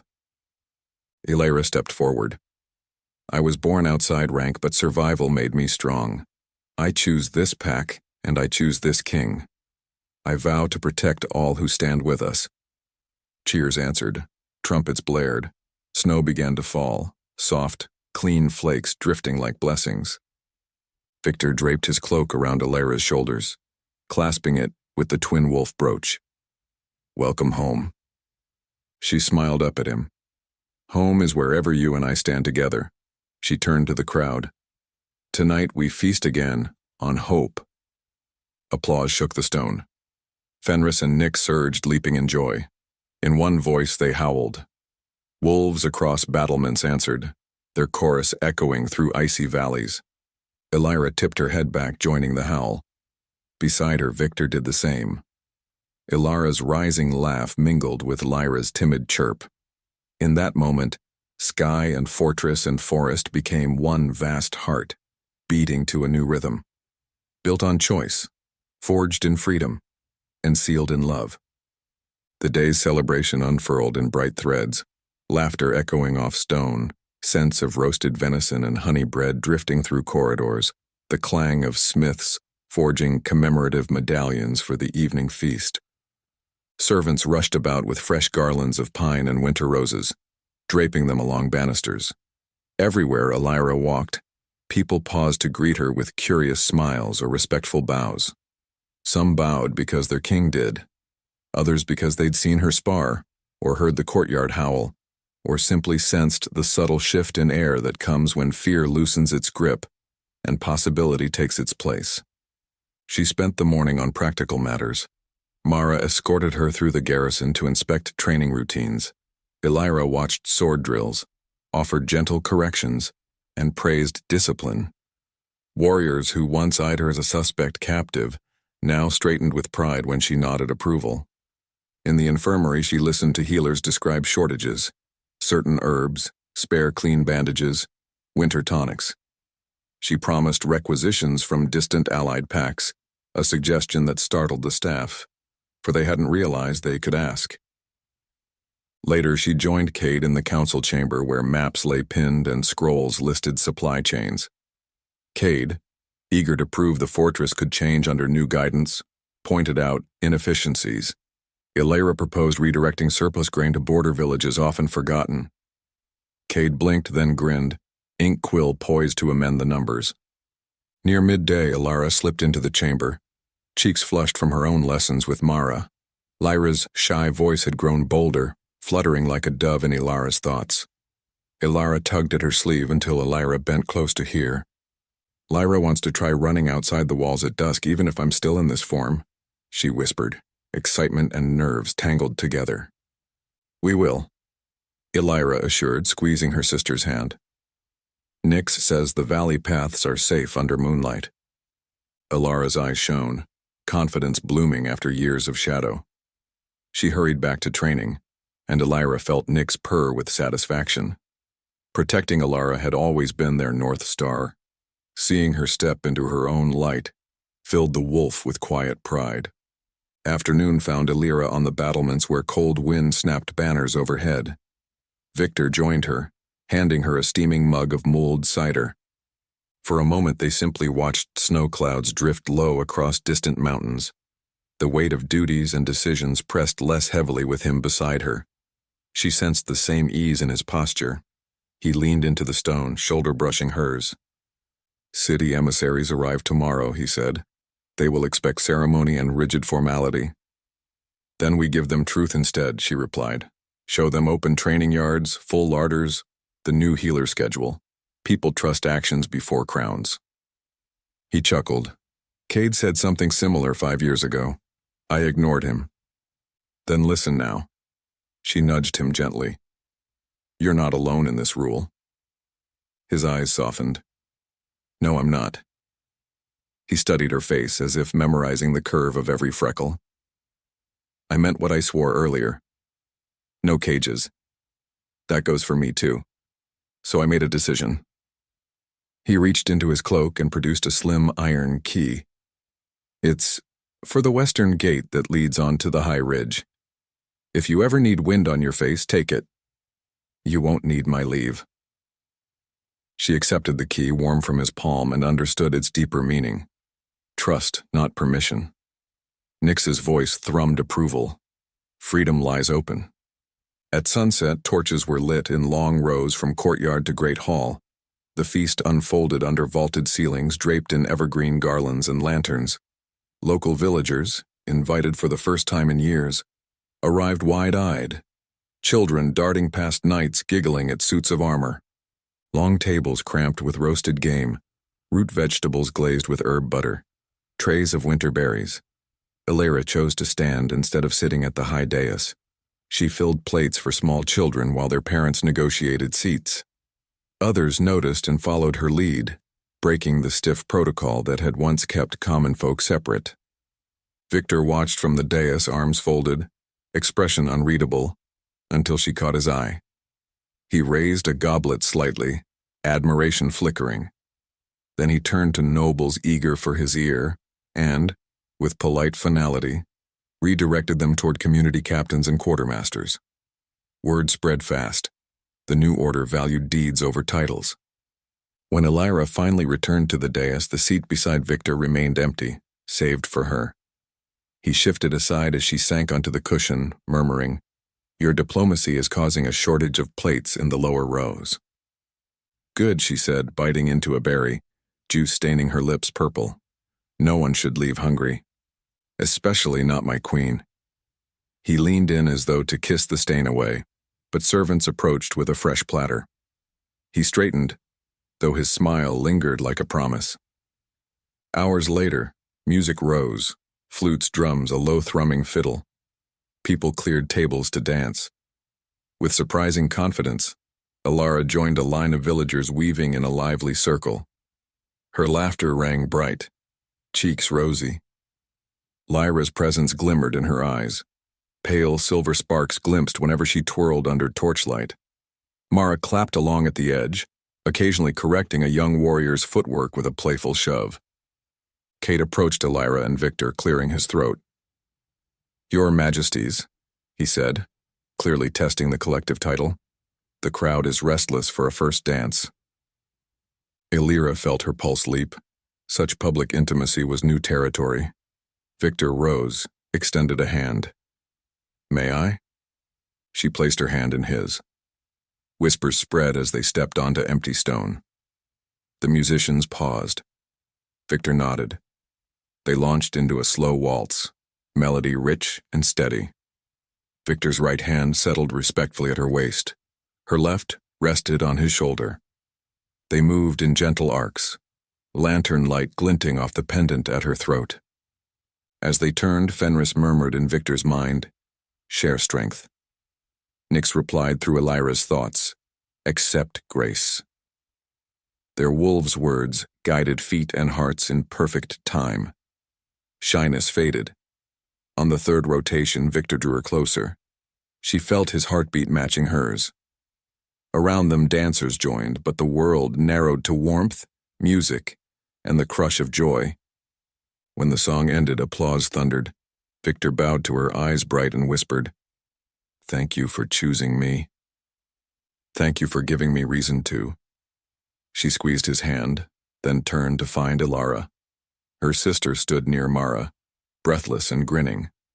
Before Elira reached her, Lyra's soft voice floated through Elira's lips, audible only to wolf ears. "Thank you for letting us wake." Elira stopped short, tears springing. She answered aloud, trusting Lyra to hear, "Welcome home." Night deepened. Winter constellations glimmered outside high windows. Servants cleared platters. Children dozed against parents' shoulders. Viktor signaled for final toasts. He lifted a goblet, voice resonant. "To the wolves we hush no longer," he said. "To the strength we build together, pack and heart alike." Elira raised hers. "To choice the sharpest sword we carry." Goblets clinked. Wine warmed throats. Laughter drifted into rafters. Soon guests dispersed into corridors or bunks. Mara escorted Elira to her chamber, promising dawn lessons. Elira remained by the hearth, watching embers glow. Viktor appeared behind her, sliding arms around her waist. Ready to escape? Yes. She turned into his chest. They slipped through quiet halls, their footsteps soft. Guards bowed but did not follow as the pair ascended a narrow spiral staircase to the king's tower balcony. The night sky stretched infinite, stars fierce against velvet dark. Snow glittered across rooftops. Elira leaned against the stone rail, wind cool on her cheeks. Viktor stood behind, arms caging her, chin resting on her shoulder. "I wanted you to see the kingdom asleep," he murmured. "It's quieter than my mind before you." She laughed softly. "And now?" "Still loud, but you hold half the noise." They fell silent, listening to distant owls. Nyx brushed Elira's senses, urging her to speak truth entire. She turned, facing Viktor. Moonlight painted silver across his jawline. "I've carried fear of belonging my whole life," she said. "Every place cast us out.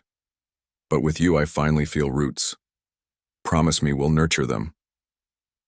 "I swear," he said, voice rough. "I spent years cutting away attachments, thinking power required solitude. You showed me power is hollow without hearts to protect." She cupped his cheek. "Then protect mine." He kissed the center of her palm. "With my life." He guided her inside the chamber, where a single brazier glowed. There, in gentle lamplight, they undressed each other slowly, reverently. Scars were traced like constellations. Names were spoken like prayers. When their bodies joined, it felt like shifting into the same skin. Wolves, twined in a single howl of ecstasy. Fear melted into heat, then settled into undeniable unity. Later, tangled in furs, Viktor brushed knuckles against her hairline. "The world will challenge us tomorrow." She smiled, heavy-lidded. "Let it try." "Your confidence is terrifying." "Good." She tucked herself against him. "A terrifying queen suits a once terrifying king." They slept. At dawn, trumpets summoned the fortress for final proclamation. Viktor and Elira, dressed side by side in ceremonial black and emerald, clasping hidden hands as pages opened balcony doors. Below, the courtyard thronged. Warriors in formation, artisans in bright scarves, villagers waving sprigs of cedar. Elira stood with Mara near the front, shoulders squared, winter sun catching silver glints in her eyes. Viktor addressed the crowd. "Yesterday change came in whispers. Today it roars. I name Elira, my mate, my Luna, my compass. Together we write a new code. Strength is not given by birth, but earned by courage and choice." He drew her forward. Elira breathed deep, letting Nyx steady her. She spoke, voice clear. "I was once an Omega without wolf or pack. I stand here not because fate handed me a throne, but because I refuse to kneel before cruelty. I choose this king because he chose to break his own chains. And I choose all of you. Soldiers, smiths, farmers, healers. Let our pack be known not for fear, but for the echoes of every wolf within it." Silence held a single heartbeat. Then cheers erupted, rolling like thunder. Banners unfurled across walls, newly embroidered with twin wolves beneath a rising moon. Drums pounded in triumphant cadence. Elira turned to Viktor just as he sank to one knee, producing a ring forged overnight. Gold band set with twin stones, obsidian and jade. His voice shook. "Will you stand at my side for every sunrise and storm to come?" She knelt too, pressing her brow to his. "Yes, always."